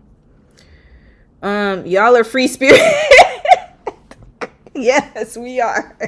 We are. I ain't gonna lie. We're free spirited. I fall, like, when I look at the signs, I'm like, dang, I fall into the Aquarius trap. But the problem with us is we hard-headed. We really hard-headed. I ain't gonna lie to y'all. We're hard-headed. Look at Carisha and Diddy. Carisha's an Aquarius. Look at how she was with Diddy. And she was the same. That's what I'm talking about. The ex is not always wrong. You always gonna find the ex. Like, you're always gonna blame the ex. Look at her. She was fighting with Diddy's concubines. And look at what he was doing the whole time. Terrorizing and abusing women. Why would you do that? Always trying to see the fault in someone else, but not the man. I just don't get it. You can't tell an Aquarius nothing. No, for real. We hard-headed. I know. Even when I was young. That's why sometimes when I do case studies, I was like, was I like this when I was younger? Yes. I was very hard-headed.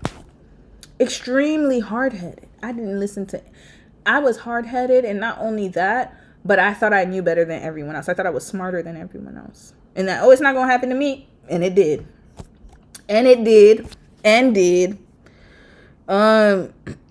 She let him mess up her momentum, her solo career, and Little Mermaid shine. Yes, but you know what the thing is though? Like, he did mess up her momentum, but she's bouncing back. That's it. Because you know what? The more that he comes out with this type of content that he's doing, and the more he comes out with him just going to parties and being wild and just kind of showing that he's unbothered, the more that is going to be in her favor, and it's going to look good for her. And also, you know, she's just filming, doing what she got to do. He's making himself look bad. That's all. So sometimes you don't even have to do anything. You just let them be. She let go and she let God. And now look at what we're seeing in real time. This man is just, he's gone. He's out. He's out. He's gone. He's gone. He's going to continue doing what he got to do until he hits rock bottom. Yeah. So kind of like Diddy. I don't want to compare him to Diddy, but Diddy's the same. Diddy was getting away with all that stuff for years. 4 years. Just terrorizing people. Never changing his behavior. And now look at what's going on with him. So sometimes it takes time, but it's just making him look worse. In my opinion, it's making her look better. So, but I've seen every sign in that pattern. So I don't believe in the astrology. I fall under Aquarius sign, but I don't claim it. Lucky 38. Let me tell you why you're an Aquarius. You just don't realize it. When you sent me that $19.99 for YouTube Premium, that's an Aquarius move right there. You shaded me with love. Like, boo, why are you not having your YouTube Premium? You're a content creator. I'll even send you the money to get that. That's a very Aquarius thing to do, ma'am. Very extremely, because I could see myself doing it too. So that's why. Yep. She is blessed. Yes, absolutely, sis. God is on absolutely. Hugh, you can't tell. No, when I tell you we're stubborn, we're hard-headed. So I had to really literally learn how to like not be hard-headed. And it's a constant struggle. It is a constant struggle. Because my husband, like sometimes he'll say something and I know he's right. The funny thing is we know that they're right. We know it. We know it. Sorry, I gotta move the hair pieces. We know that they're right, but then we just want to do what we want to do. And sometimes what I've noticed is I ask people for advice knowing damn well I'm not going to follow it. Whatever they tell me to do, I'm going to do the opposite. That's just how I am. Your mom is an Aquarius, LS? Yes. Welcome to the club. Aquarius mothers, Lord, we're going to give you the best advice, though. But best believe, most of the time, it takes us a long time to follow that advice. I was the best advice giver, and it took me a long time to realize and become self-aware of my faults and take accountability. Because, I was so hard-headed. I didn't want to listen to nobody. I thought I could tell you what to do with your life, but you couldn't tell me. Who are you to tell me what to do? I'm going to tell you what to do. We're very tough. Like, it's hard for us to see that. Sending the money for the subscription. Yo, I'm when I tell you I'm hollering about that. Diabolical. And then she want to talk about I'm not an Aquarius. Please, girl, that's an Aquarius trait right there. I'm a Scorpio, but I don't claim it because people use their zodiac sign to. Yes, that's true. People do use their zodiac sign to excuse bad behavior. But I will say, though, that it's so interesting how people under certain zodiac signs, listen, sometimes it falls in line. I would tell you that. Like, my Capricorn ladies, if you're a Capricorn, you guys, every Capricorn I met has a similar trait. Y'all are something else. And Scorpios, too. One of my really close friends, oh, no, she's not a Scorpio. She's a Sagittarius. And I've noticed a lot of Sagittariuses have the same traits, too. Aries. When Hallie was talking about, I'm an Aries, I'm like, we know. Oh, I know. I live for the accountability. Yes. I hope that you do. Yes, we have to. We have to hold each other accountable. I'm an Aquarius rising while being a Taurus. You're a Taurus? Oh, Lord. I know you a bull. Yes. Tauruses are stubborn, too. I always ask for advice just to hear it, but still do what the hell. Yup. Aquarius is too. Why do we do that? We go out of our way to ask you for advice just to say, I don't think it's the right advice. Why do we do that? Like, bro, that is hilarious. When I think about it, I'm like, that's so crazy. It's like, I literally would go up to someone, and if I don't like what they telling me, I'm like, nah, I don't think that's the right way. Why would I do that? Like, it's just so weird. You're a Cancer, Raquel. Lord, Raquel, do you cry a lot? I'm just really curious because they say Cancers be crying a lot. And y'all are very sensitive. And who Cancer women when they're in a relationship, Lord, everybody gotta know. But that's just my theory. You're just gonna let me know if that's true, Raquel. You're a Virgo. Who Virgos? I love y'all though. One of my closest friends is a Virgo, but y'all just be so blunt. And the thing is, I can take it though because I'm blunt too. But damn, y'all are worse than me. Virgos are very blunt. I'm a cat lady too. Hey, I feel like my whole childhood was me side-eyeing my dad. Like, that lady is not always right. Alessio, it's true.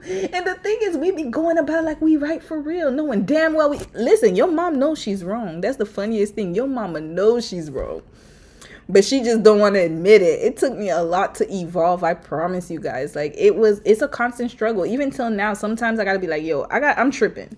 Like, I have to gauge myself and be like, no, I'm tripping. I gotta really listen, really take heed. Not everybody's out to get you. Sometimes you just gotta listen and learn. And I still struggle with that every day. It's just the hard-headedness, man.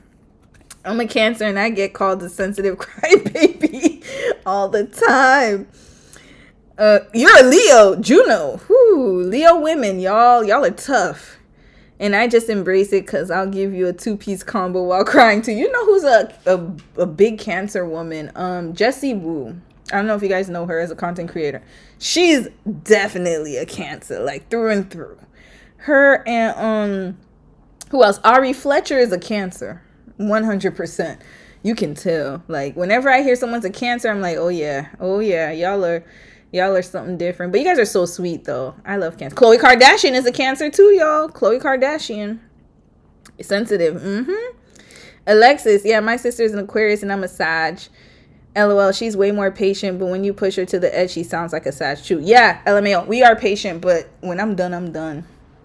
When I'm done, I'm done. Like, I can be patient for a little bit, but if you start to piss me off, I'm going on a rampage. But it's the same with Pisces. Y'all want to know who's really who? Y'all need to look out for Pisces. My husband's a Pisces. Ooh, Lord. Who these Pisces, man. Pisces, they will tear you up.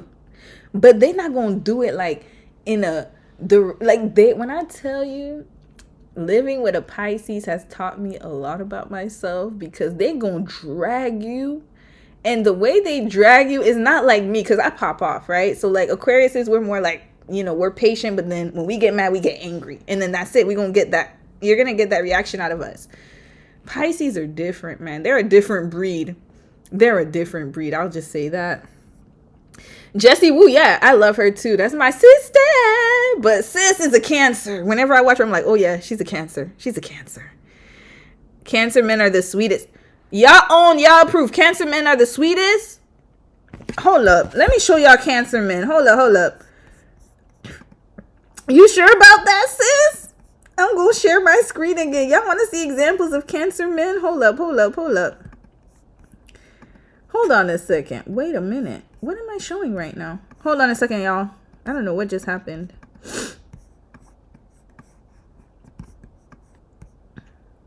Hold on. Okay, I think I found myself. Sorry, y'all. Cancer men. Hold up. I hope y'all was seeing my face this whole time. I was yapping. All right. Let's see Cancer men. Cause y'all sitting here playing right now. Hold up. Cancer men. Which men you talking about are the sweetest, sis? Which men we talking about are the sweetest, sis? Hold up. Which men we talking about the sweetest, sis? Because you're going to have to let me know. Famous Cancer men. You going to tell me these men are the sweetest? Hold up. Look at what we got here. Hold on. That's the sweetest? Sis, this man right here. Can y'all see him? This man is the sweetest? Hold up. This man right here, that's the sweetest to you? Hey, hold on, I got more for y'all. Hold on, where he at? I'm gonna show y'all who he is. This man right here. Oh Lord, him.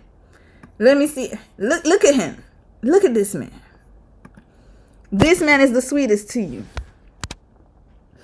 Hold up. I got more. Hold on. Safari. Hold up. Y'all funny. No, not that Safari. Rapper. This man right here.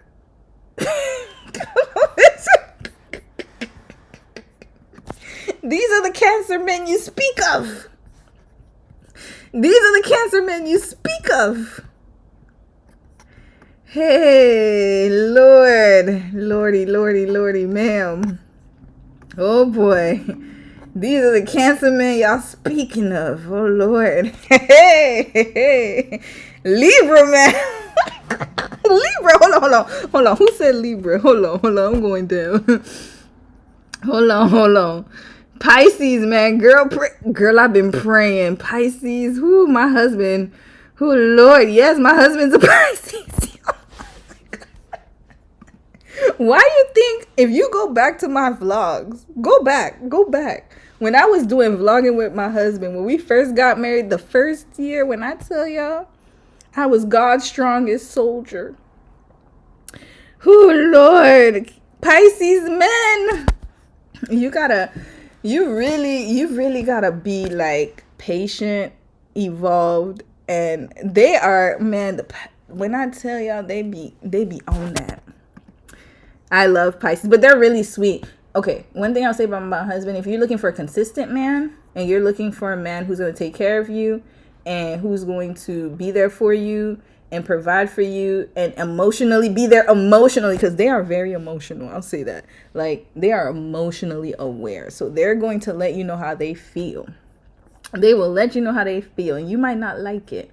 But guess what? You're going to evolve with a Pisces man. Now, the thing is that you got to be careful with them, though, because if you piss them off, oh, Lord, you're going to hear about it for something could happen 4 years ago. You still going to hear about it 4 years later. Just letting y'all know. Listen, I'm warning y'all. With a Pisces, do not piss them off where they're going to remember what you did, because they're going to remember 4 years later. And that's not just the men, because I have one of my close friends. She was just in the chat earlier. She's a Pisces woman too. And Lord, she going to remember what you did to her 4 scores and 3 summers ago. They going to remember that. Virgo men, Lord, Virgo men. Hold on. Let's look at, okay, I'm supposed to be showing y'all something different. What time okay, we got a little bit of time. I got to get off after this. Y'all got me rolling. Hold on. Let's go to Virgo. Who said Virgo?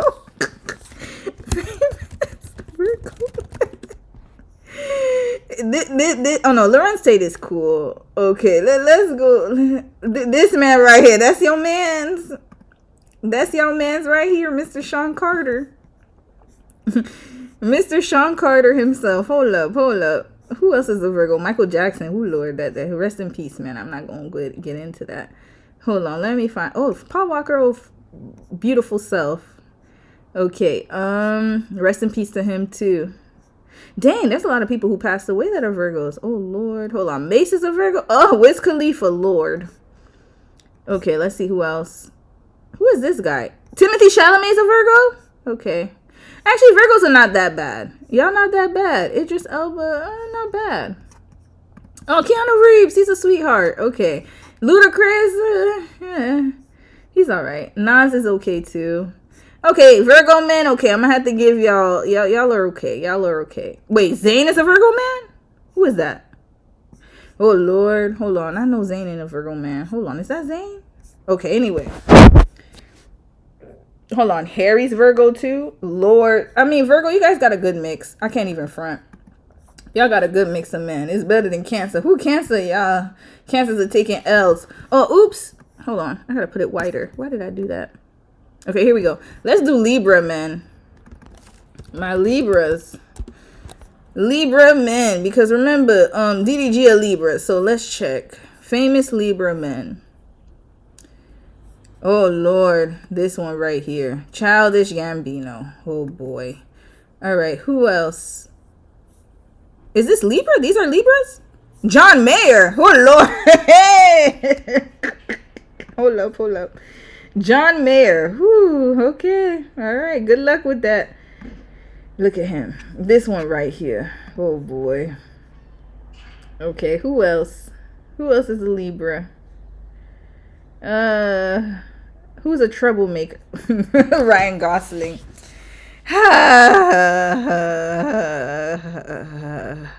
Little Wayne. Okay, I'm done. Okay, I'm finished with this. Hold up. I'm done. Where my Windows capture at? Ugh. Hold on, y'all. I lost my Windows capture. Where it's at? I'm finished with the Libras. I'm done.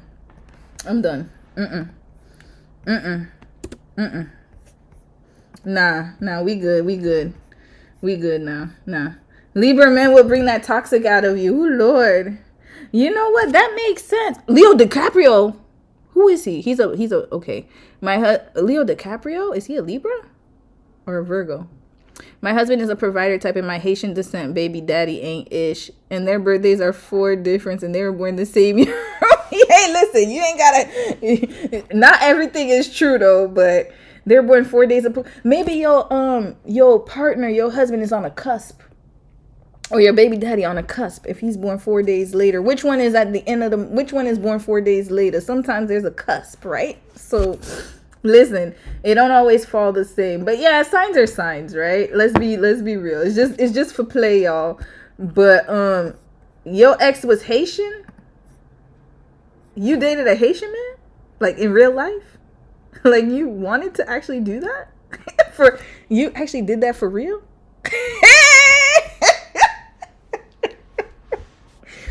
Hold up. You dated a Haitian man and you survived, sis. Congratulations, man. I'm being honest. They are Sagittariuses. Oh, Lord. Sagittarius, another one. But you know what? If you, honestly, Haitian men are not for the faint of heart. So, good. You know what? I commend you for that. And I'm being very serious right now. I'm joking, but being serious. Haitian men are hard to deal with. They are the hardest men to be in a relationship with. They are. I would say, anyways, I could just say that as a woman like of Haitian descent. They are very difficult. So you survive, sis. And for that, I'm going to always give you props for that because Lord, Haitian men is something else. I'll say that. Like they are not for the faint of heart. They're not for the weak at all. Hold on. Let me delete this because I don't know what's going on with this Windows capture. Okay, I have one more story to show you guys. And then we're out of here. It is 4:54. Okay, I got to get up out of here at 5:30. What time is it for y'all? Because I know it's late. I won't keep you guys too long. But I love the live that we just had here. I ain't been on live for a minute. So y'all going to have to deal with my... Okay, let me get this screen up. Because I want you guys to listen to this story. And the reason why I titled this was because I want y'all to listen to this woman. You're Jamaican and you was with a Haitian? That's a hard mix right there. That's tough. That's very tough. He was born here, but parents are Haitian. Girl, it's the same. It's the same with me. I was born here, parents are Haitian. And Lord, Lucky 38, thank you for surviving. And what? He's a New York Haitian on top of that. Hey, sister, my sister. You dealt with a lot. New York Haitians and Florida Haitians, man, oh man. That's going to be a tough one, man.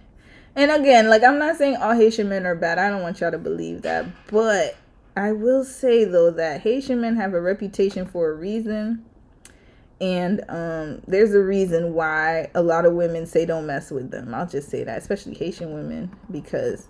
it depends on who raised them. That's the thing. And they're raised to be very like, how can I say this? Their moms are definitely enablers. Definitely enablers, y'all.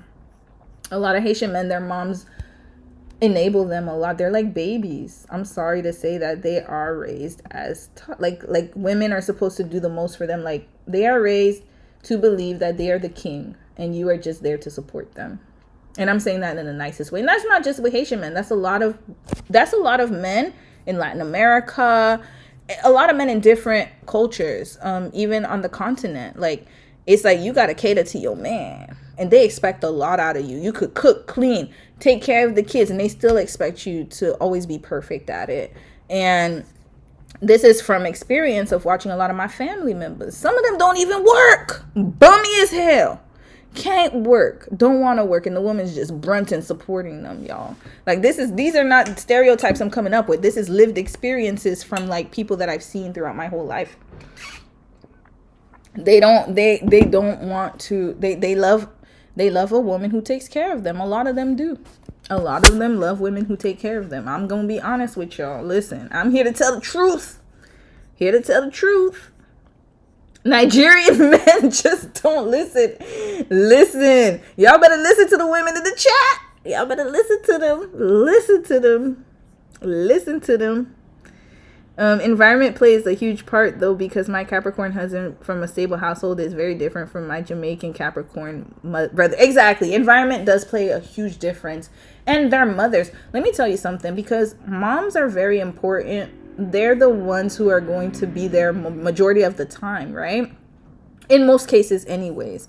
And so if he has a mom who is accountable and she's aware and she's mentally healthy, then chances are that he's going to be like that as well if she's raising him to be that way. And also if he has a father who is like that too. But if you come from a household where you're enabled and your mother treats you like you're a baby and then expects his wife to treat him like, because a lot of men, let me tell y'all the real, a lot of men expect their, hold on, let me get out of here.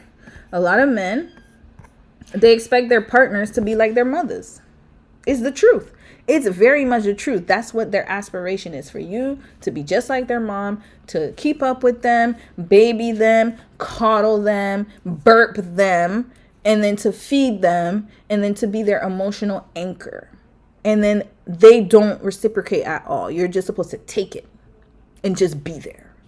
And I think that a lot of men are raised like that, especially Haitian men.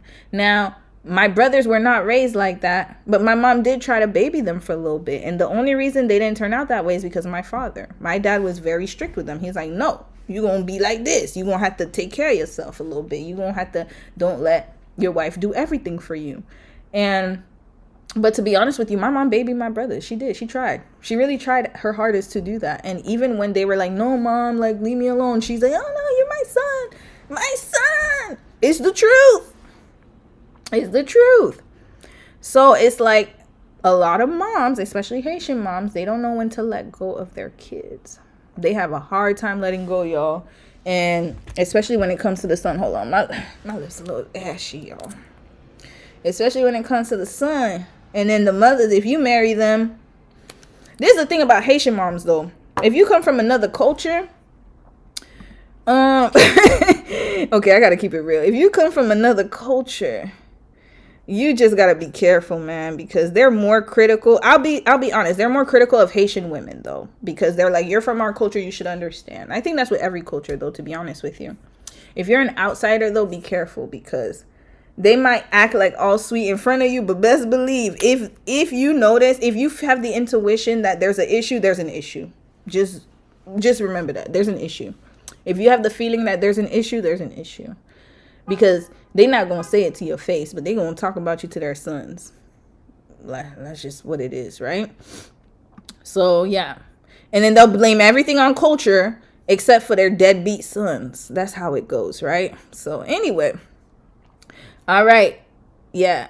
Everyone has a reputation for something, so take it as face. That's true. That is very true. That is very extremely true. So, just be on guard. And if a woman from a certain, background is telling you, hey, be careful, these are the red flags of men from our country, please listen. You don't have to listen to everything, but just pay attention. Now, I'm going to get to this video and then we're going to wrap this up. This is the reason why I wanted to do this case study. Hold on a second. Why is my thing showing like, my battery's about to die. Hold on a second. 1 second, y'all, because why is it showing like, okay, now it's charging. I don't know what just happened. All right, I'm going to show you guys this video.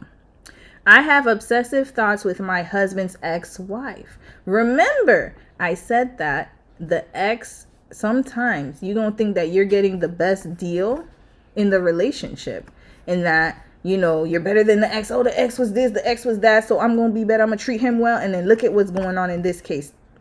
All right, I'm gonna let y'all listen. And by the way, this woman's name is Romy. It is not me. She's also in Canada. I swear it's not me. Okay, we don't have the same voice. Her name is Romy as well. All right, so y'all just gonna listen to her. Listen to this. This woman that is my husband's ex-wife, she is very in the center of everything. And like even still in the family that I'm married into. And I get it. They have 2 children together, which are grown now, and we're very close. Actually, the kids and I are, like his adult children are still very close. Like we're very close to each other. And so that's not a problem at all. My husband's completely like, I'm not interested in this woman. Like, you must know this. So, and I believe it. Like, it's me. It's me and this woman. I don't know what on earth it is. Like, I'm obsessively always looking at her Facebook and see if she posts anything new, whether it's Instagram or whatever. And it's just, it feels ridiculous on my part. And I just wanted to see if there's anything I can do to stop these intrusive thoughts of her. Yep. Y'all heard that, right? Hold on. Let me get back on screen. I hope you guys heard this. Y'all heard her, right? She was like, hey, my husband's ex-wife, she's still in the family. Sorry if y'all hear noise in the background. Dom's in the kitchen making something, if y'all could hear it. But, yeah, she said the ex is still in the background. She's still around. But listen to what she said. I'm going to play it again because y'all can't miss this part. Listen to what she said about her ex. Hold on. Let me get back to it. I'm going to rewind to the part I want you to rewind to. And they're still very close. Like, we're very close to each other. And so that's not a problem at all. My husband's completely like, I'm not interested in this woman. Like, you must know this. So, and I believe it. Like, it's me. It's me and this woman. I don't know what on earth it is. Like, I'm obsessively always looking at her Facebook and see if she posts anything new.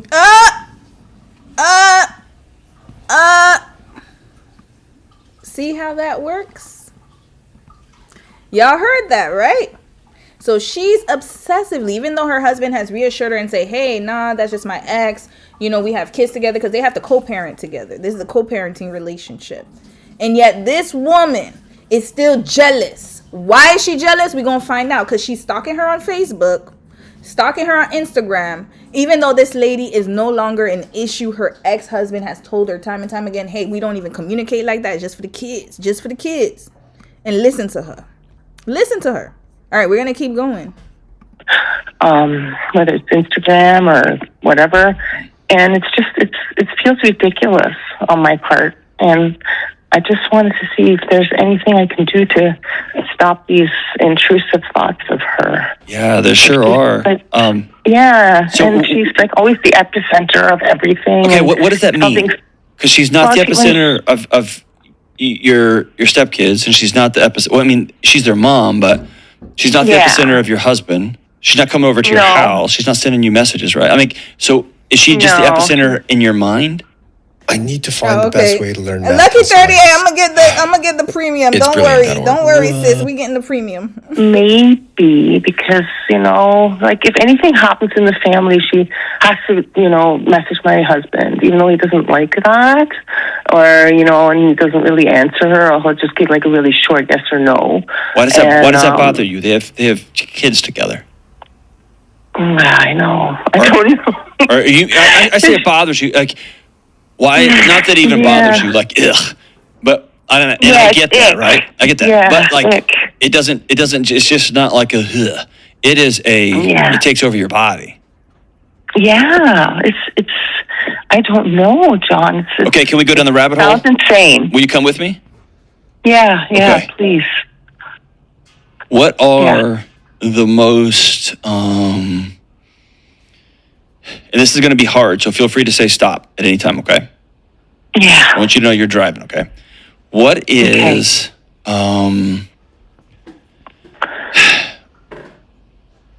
what are the intrusive thoughts that haunt you the most? Her life, her good life. No, because you have a good life, right? Yeah, but we work hard every day, and and we just, not that we just make ends meet, but like we're grinding the grind, every day. And what makes you think she's not? She goes to the Bahamas for 4 months in the winter, and then they have this marina up north in this coveted place in Canada, and like she just seems like she's riding the gravy train. But I mean, you're right. I don't know for sure if everything. Okay, we're gonna stop it right here. There's a lot to unpack here. So, y'all listen to our sis Romy, who is not me, please. I that's not me. Okay, she just has my name and it's the same spelling, which is very strange, but that is definitely not me. But listen to what she said. Romy said, the other Romy, not this Romy. Romy said that she doesn't like when the ex-wife messages him about family matters, and she gets bothered by that. And not only that, but she's upset because the lady travels and living her best life, and they are jealous. Well, she is jealous. It doesn't sound like her ex is jealous. He's just living his life, but life is too tough for her. She thought that she was going to be better. She thought she was going to be better. And she thought that she was going to be able to go and live this life. And now that she has the man, because I'm assuming that, the things didn't work out with his ex-wife. And so she's thinking that life is going to be gravy. And it's not gravy, y'all. Because she said we have to work hard. And she just seems like she's just living her best life. Why? Because she doesn't have the same responsibilities as you do. Because now you're a step parent, and somebody wrote it in there. Being a step parent is not for the weak. It's not. And now she's living vicariously through this woman, and she sees her as competition. But I want to know more of the backstory, because in my mind, I'm like, okay, like, was there a competition from before? Because she seems extremely obsessive for someone who is now married to the man. So I'm wondering if there was this kind of situation where he and the ex were together. That's my speculation. Again, she doesn't go into this video. We just hear about the situation now. But I wish that John Delaney had asked her those questions. Like, how did you meet? Where did you meet? Was he still in contact with his ex? How long had he been divorced before you came into the picture? Because now it sounds like sis has buyer's remorse. And now whatever he was going through with the ex, best believe she's going through it too. But now instead of fixing those issues with her ex, she would rather go and follow and stalk this woman on Instagram because she's living a life that she wishes she had. This is insane. Let me read a few more comments. I have a husband. My Haitian baby daddy current girlfriend has been obsessing about me since 2016. She is Haitian. There are a lot of women who will obsess about your life.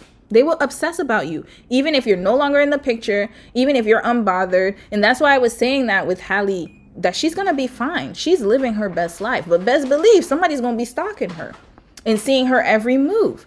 And unfortunately, that's what she did with Ruby. But I'm pretty sure she grew out of it because it sounds like she's in a better space. But there's this type of competition, this kind of like unseen. It's like this invisible competition when there doesn't need to be. Because as women, we should all be learning from each other. And not only that, but the ex is the best person that you could learn from because she's the one who's going to tell you. She's going to tell you in so many ways than not about this man. Alana and Marley, hey sis, y'all go follow Alana and Marley. That's my friend here, and they just started their YouTube channel. They're doing amazing content, y'all. They do a lot of reaction videos too about relationships. They're beautiful, so y'all go and follow Alana and Marley. Hold on, let me pin her message to the top so y'all can go and follow her. So Ella said, nah, that husband needs to make it clear to his ex-wife, establish clear boundaries. Yes, they have kids together, but she does not need to be calling him for every dang thing either. I agree with that. But the way it sounds like is that she'll call him for family matters. But you're right. Like, I don't know if the boundaries were established, but then it sounds like she was still upset. Like, she would get bothered. So that could be, you're right, that could be the case. She mentioned being an entrepreneur and whatnot. Mind you, I don't speak to the ex, only the grandmother. That don't matter. That don't matter because she's going to see you as competition. For what? I don't know. And sometimes, even if the ex is unbothered, they're just strictly co-parenting, some women, they want to have that competition because they feel like you were able to gain something from the relationship that they couldn't. Or maybe they feel like the man is too, I guess, how can I say this? That even though you guys are broken up, you still hold a special place. And I think that bothers a lot of women. Yeah, I need a backstory of the ex-wife working. Okay, we're gonna listen to more, y'all. We need a backstory, but I was really disappointed in John Delaney's answer because I feel like he didn't really know how to answer her. And I think that is why I'm very skeptical of men when men answer questions from women, because they're always going to gloss over a lot of things. Whereas I feel like us women, we can kind of see it for what it is because we would have been asking them questions. So let's listen to more, y'all. Let's listen to more. I really was disappointed in his answer, but y'all let me know what y'all think. Like, are you disappointed in what he said? Because I thought his response was lackluster, in my opinion. So I'm going to pop this back up and y'all going to hear the rest of it. It's so gravy, or if it just looks that way, right? Yeah, I heard a rumor that everything you see on Instagram is not true. Right? And everything you see on Facebook is not true. Right. Yeah, it's true. Hold on, y'all. Commercial. My bad. You put your heart and soul into I swear I'll get making your book. I'll get premium. So do we. Hold on. Here we go. Do you ever have intrusive thoughts of your husband and her together? Never. Okay. No. Do you have intrusive thoughts of them meeting the first time? I heard one woman say this, and I thought it was very savvy. Let me just put it this way. My daughter, when she was like 5 or 6, was crying one night. My wife was like, "Why are you crying?" And she said, "Hank, our older son, will always have had more time with you." And it was an age appropriate thing to be jealous about, right? A 5-year-old's or 4, 5, or 6-year-old's very self-centered, right? The world revolves around them at that age. But it was a very clever way to say that. And I've heard a grown woman say that too, that my husband's longtime college girlfriend, she knows him at a time that I didn't get to know him. Right, or she'll always have 10 years on me, right? Does that drive you crazy? Maybe that could be, John. That's a good... Oh, God, I don't want to put more things in your head. You're like, I hadn't thought to worry about that one. I'm trying to get to the bottom of it because here's the deal. If none of that happens, because I'm just going through common things that I hear.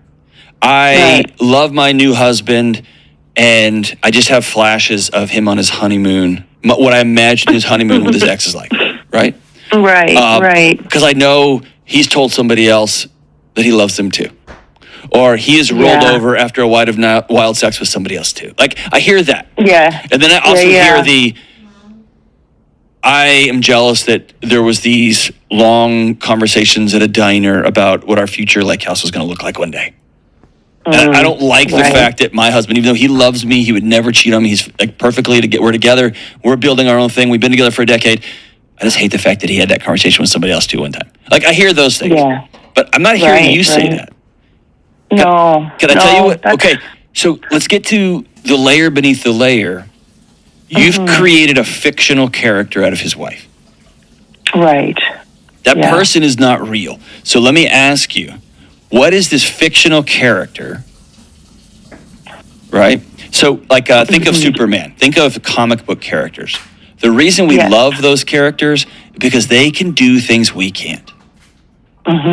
Superman can fly across the world and so fast he can back up time to save his girlfriend.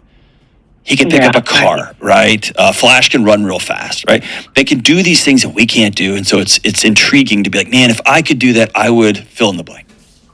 Right. So you've created this fictional character. She just happens to have a real name and a real face.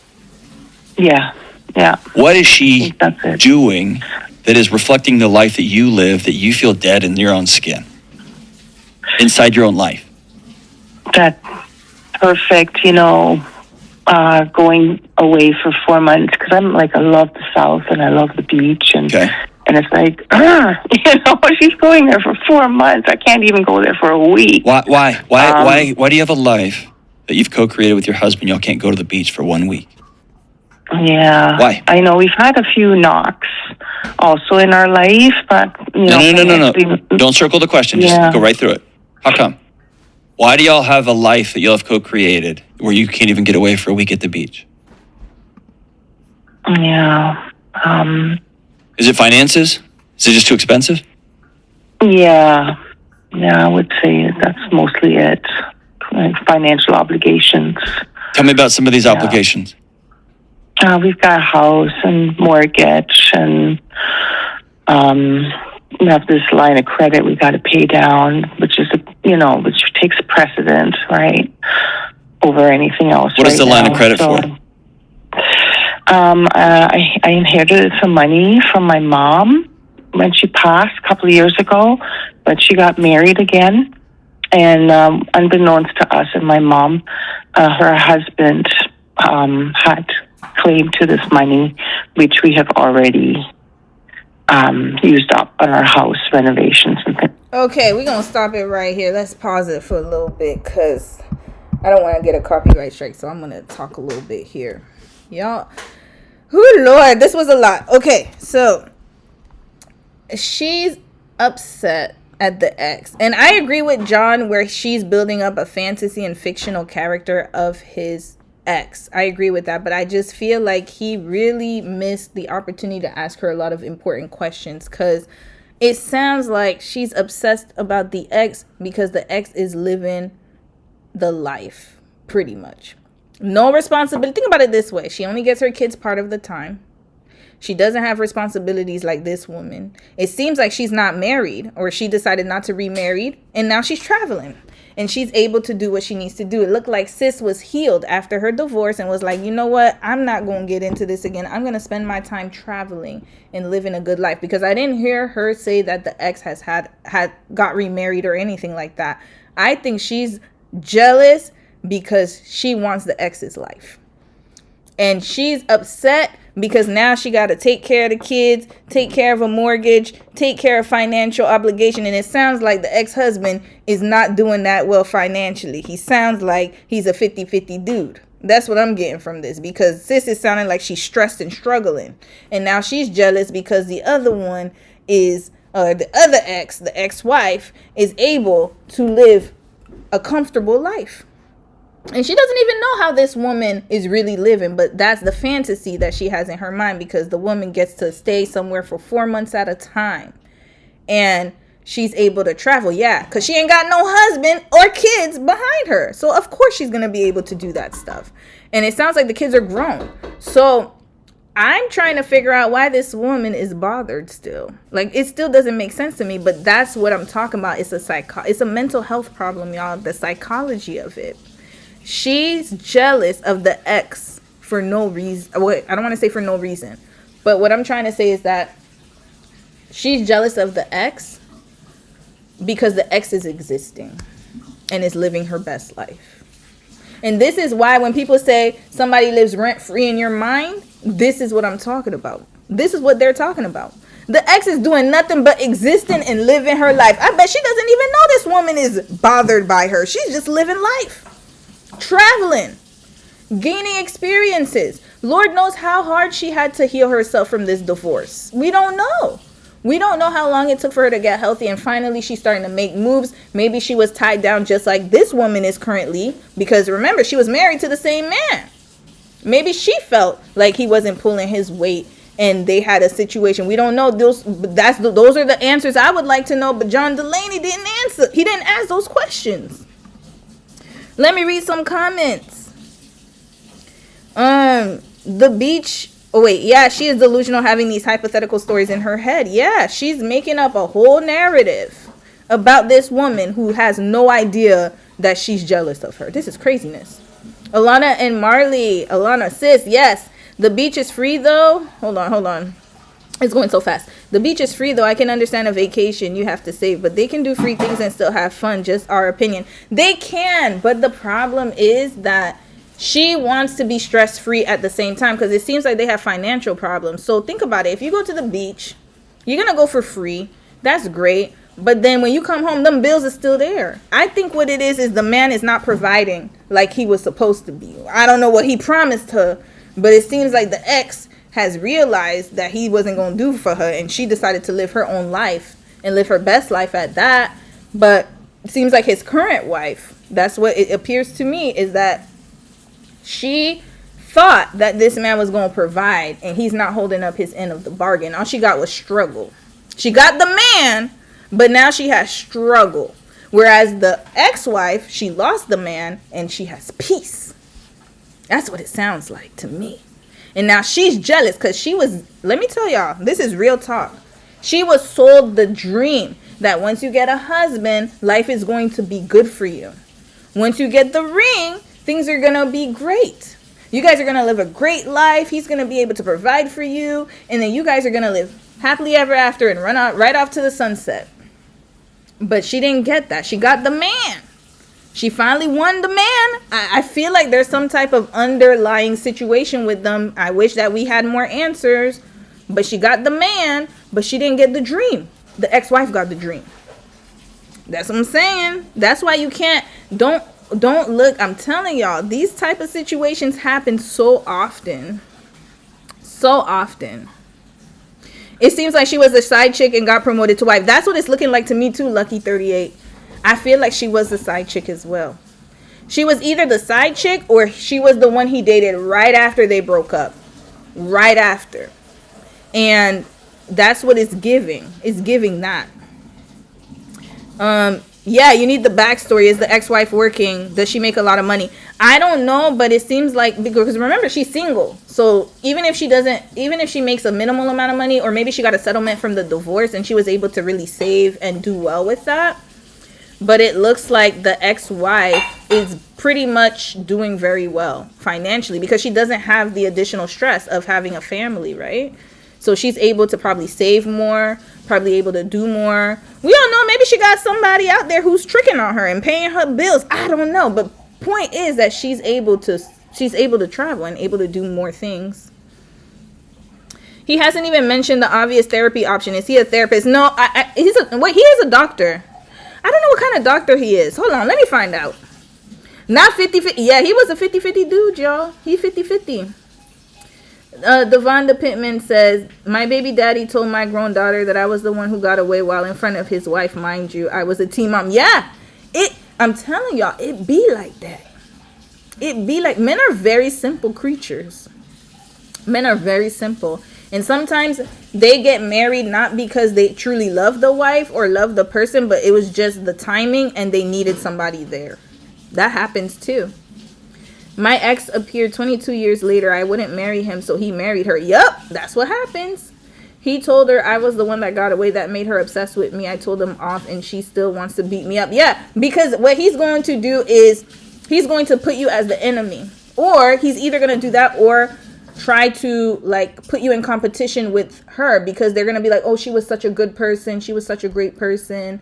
And then it makes the wife feel like crap. Sometimes that happens too. She's going through a hard period now and sees someone else having a great life. But if they make it through, they can make up for the lost time. She needs to be honest with her husband. Yes, I believe that too. That lady ain't got nothing to do with her stresses. I think she's taking it out. She's taking out her frustrations on this, on the ex-wife, because yeah, you're right. She's going through a hard time with her husband. But at the same time, I think she's also envious because she thought that he was going to be able to provide her that life. Because remember, they always tell you couple goals and we're a couple and we're going to be doing all this and that. Yeah, he ain't doing none of that. This man sounds like he sounds like he's not making ends meet. All right, let's continue listening. Things like that. So, and then they went to court and we were on the hook for everything to pay this man back. Is your mother still married to him? Yeah, but she left him. She left him to be with me and to take care of her until she dies. She wasn't happy. Well, so no, because he's a horrible human being. Yeah. But did your mom sit by him in court while they sued you? No, she was already passed at that point. Your mom had already passed away? Yeah. So, let me get this right. Your mother, her husband passes away. Oh, no, she passed away. Yeah, my mom passed away. She left you some money in the will. Yeah. but her husband, who's not your father, claimed it. Right. Yeah. And so you get a check from her estate. Y'all spend that money. This ex sues you and said she didn't have the right to will you that money. Right. And you have to pay it back? Yeah. And Canada law was like, yeah, he has a claim to it, so. To all of it? And, it was. By the way, y'all, I have to stop it right here because, yeah, she's located in Woodstock, Ontario. So that's not far from Toronto, by the way, y'all. So I'm going to wait, Woodstock, is it close to Toronto? Anyways, it's in Ontario. It's in the same province. And yes, Dr. Delaney is a mental health therapist, and he's worked in crisis response in higher education for over 20 years and holds 2 PhDs from Texas Tech University. And he works with Ramsey Solutions. So just had to throw that in there. Now, let's get to the Canadian law, because a lot of people, they be fighting with me in the comments when I tell them do not shack up, because American law is way different from Canadian law. Our law system is modeled off of the British system. So my UK girlies would probably understand this if they watch the replay. I'm pretty sure they're sleeping right now because it's very late. But how it works is that if you're common law, y'all, common law, not even married. So she's married, so that's fine. But even if you're common law, if you've been together for a certain amount of time, they consider you as married. And so now with this man, unfortunately, her mama had a bad choice in men. Her mother married a man who was able to take all of the money in her estate because he was able to take claim. Now, I don't know for the life of me why her mama didn't write a will. Because had she wrote a will, she would have been able to do this. But it seems like, okay, so sorry. Had she written a will, she would have been able to include her daughter into it. What it sounds like was that the mother didn't have a will. Or that they, I believe, okay, wait, no, it is. She didn't have a will, because you have to have a will. If you don't have a will, then they're going to give everything to your ex or husband or whoever has a stake in that. And it seems like her mother was sick and she went to go live with her. And it seems like her mother and her mother's ex, or soon to be ex-husband, I don't know, he's still her husband though, because he was still in the paperwork that they was going through some situations or something, and then she passed away. And so the money she was supposed to give to her daughter, he was able to take it back. That's basically what it sounds like. I could be wrong, but that's what it sounds like. But anyways, either way, her mother had a shitty husband. Sorry to say that. It sounds like she's also